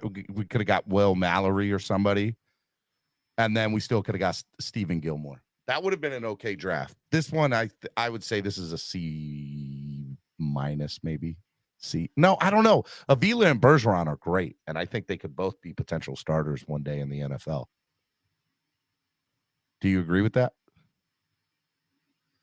I think we'd be pretty set with the draft. Again, for me, it's positions, man. Like if we went and got double offensive linemen, it would show a big commitment of, hey, we have probably the weakest offensive line group in the division. It's time to beef that up a bit, Steven. So I love that. Get a little bit of a blocking tight end, sure, but overall, I think it's a good draft, man. One more or no?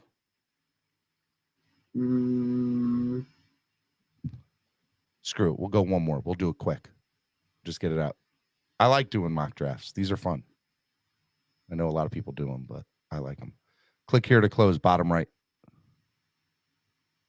Start new sim. Seven round fast. If you have 3 quarterbacks, you don't need one. Let's draft fast. There we go. Let's draft.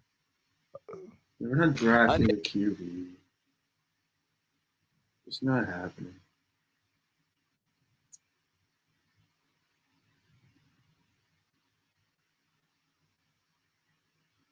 Nope, Jack Campbell's there. We're taking Jack Campbell. Reject. Jack Campbell's available. Reject. Jack Campbell. Hello.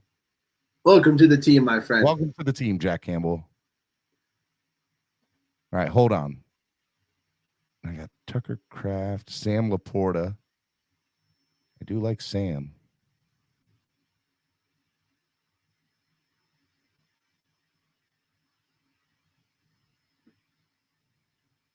I don't know if I want to move back. I want to take Sam Laporta here.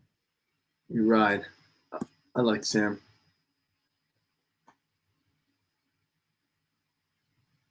Not the greatest blocker, but definitely better blocker than Kuntz.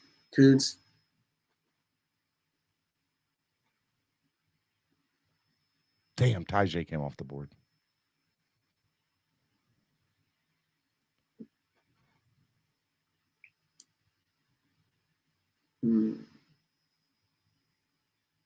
Keaton Mitchell, that's one people have been talking about. Or Juice Scruggs is there too. All right, hold time out. Who was our first pick? The linebacker. Yeah. And then who was our second? How did I already forget?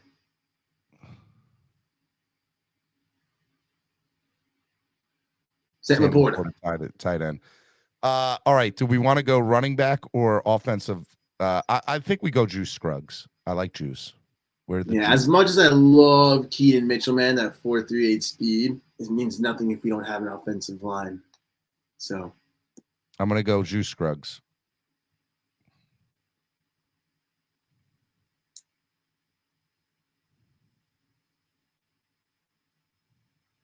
And he's still there. Let's go. Give me Keaton. I want to know what this draft's an A+. A freaking plus. I don't know if it's an A+, but it's an A. This draft's an A+, my friend. Jack Campbell, Sam Laporta, Juice Scruggs, and Keaton Mitchell. I'm Give me taking Super that Bowl. all day long. Give me a Super Bowl. All day long. All right, we're ending with that. We are ending with that. That was great. See, I knew we should have went one more. One more was perfect, baby. Was perfect. That was great. And we didn't have to trade at all. All right, we were they're ready to go, man. All right. Couple things. Do you think that we make a trade Friday night? Yes. I do too. I think it's gonna be an interesting draft night, much more interesting than last year's was. But I don't think it's gonna be the craziest trade. I do think we're gonna move maybe either a couple slots up in 51 or a couple slots down. I'd be very surprised if we stay for him. I will say that I think that we definitely trade. Whether it's up or down, I'm not sure. I think in some of these mock drafts that we just did, there's no way some of these people would fall as far as they did. I think there was one that Jahmyr Gibbs fell to 80 or 90 something in one of these mocks. There's no way that happens, right? And we don't believe for a second that Jack Campbell's going to be there at 51. I think that some of these mocks were a little bit differently because Spawn, did you even watch Scruggs? Scruggs played 90% of the snaps, and the Dolphins went to go see him along with Brenton Strange at Pro Day, and the two names that came out were they like Scruggs and they like Brenton Strange. And My thing with Scruggs is more he played the center last year, bro, but the year before, a lot of snaps at guard, man. Right guard, sure. I think some left guard. I'm pretty sure it's right. The point is, my guy has that versatility, Steven, that if I need him to play guard, I need to play center, whatever he is, my guy's going to be plugged in and ready to rock. That's what I want, Steven. It'll be fine. It'll be fine. I think so, too. All right, a couple things. Want to remind you, if you missed yesterday's show, we had Dalvin Cook's agent on. Go back and watch it. Great show. Today's show was great. We graded the entire AFC East on certain positions in the entirety of whatchamacallit, the entirety itself of offense, defense, and whatever, and we graded them. We're gonna I'm actually gonna make a thing for that. So if you can send me, like, shoot a picture of that when we get off here, and I'm gonna make a little thing, and I think that'll be cool. And then what else do we got? We did mock drafts. Mock drafts were fun today. Tomorrow's going to be a good show. Why is it going to be a good show? Because tomorrow is Wildin' Out Wednesday. Tomorrow's show should be absolutely a good time. I'm sure a lot of people are going to have their thoughts and feelings about Aaron Rodgers and what they feel like he'll be in New York, what people feel like we need to do this week. It's draft week. It'll be crazy. B Spawn says B+ on that last draft, though. I appreciate that. I think it's an A. We think it's an A. It was a lot of fun hanging out today. A lot of stuff to be proud about. No, we just had a good time, man. It was a really good time today. If you guys want to donate to the channel and help the channel grow, that's greatly appreciated. Thursday, we got Cameron on, and we'll pretty much be doing draft stuff, talking about what the draft's going to look like in general on round one. If there is a trade for the Dolphins to have come Thursday night, what does that look like? Most extreme cases to, Dolphins getting into that last pick, which Nando and I both think that if there's any way, shape, or form the Dolphins draft into the first round, it'll only be into that last pick. If the guy that they want is there for the taking. And there'll be a lot of people. And we both think that somebody will draft into that last pick. Kansas City's drafting out of it. I'm 95% confident that happens. I mean, if Bijan Robinson is still there, man, I would not be surprised if they just say, like, dude, let's just us get these better players, better future for all the teams, but especially for the Dolphins, man. I think that on Friday we're going to see some great players be added to the Phins. I'm going to welcome them with open arms, whoever they may be. As much as I scratch my head at first sometimes, but at the end of the day, welcome to the new Dolphins, man. Hopefully we'll make some nice moves, and that's all I want to see, Steven. Some bright new pieces added to a very bright team.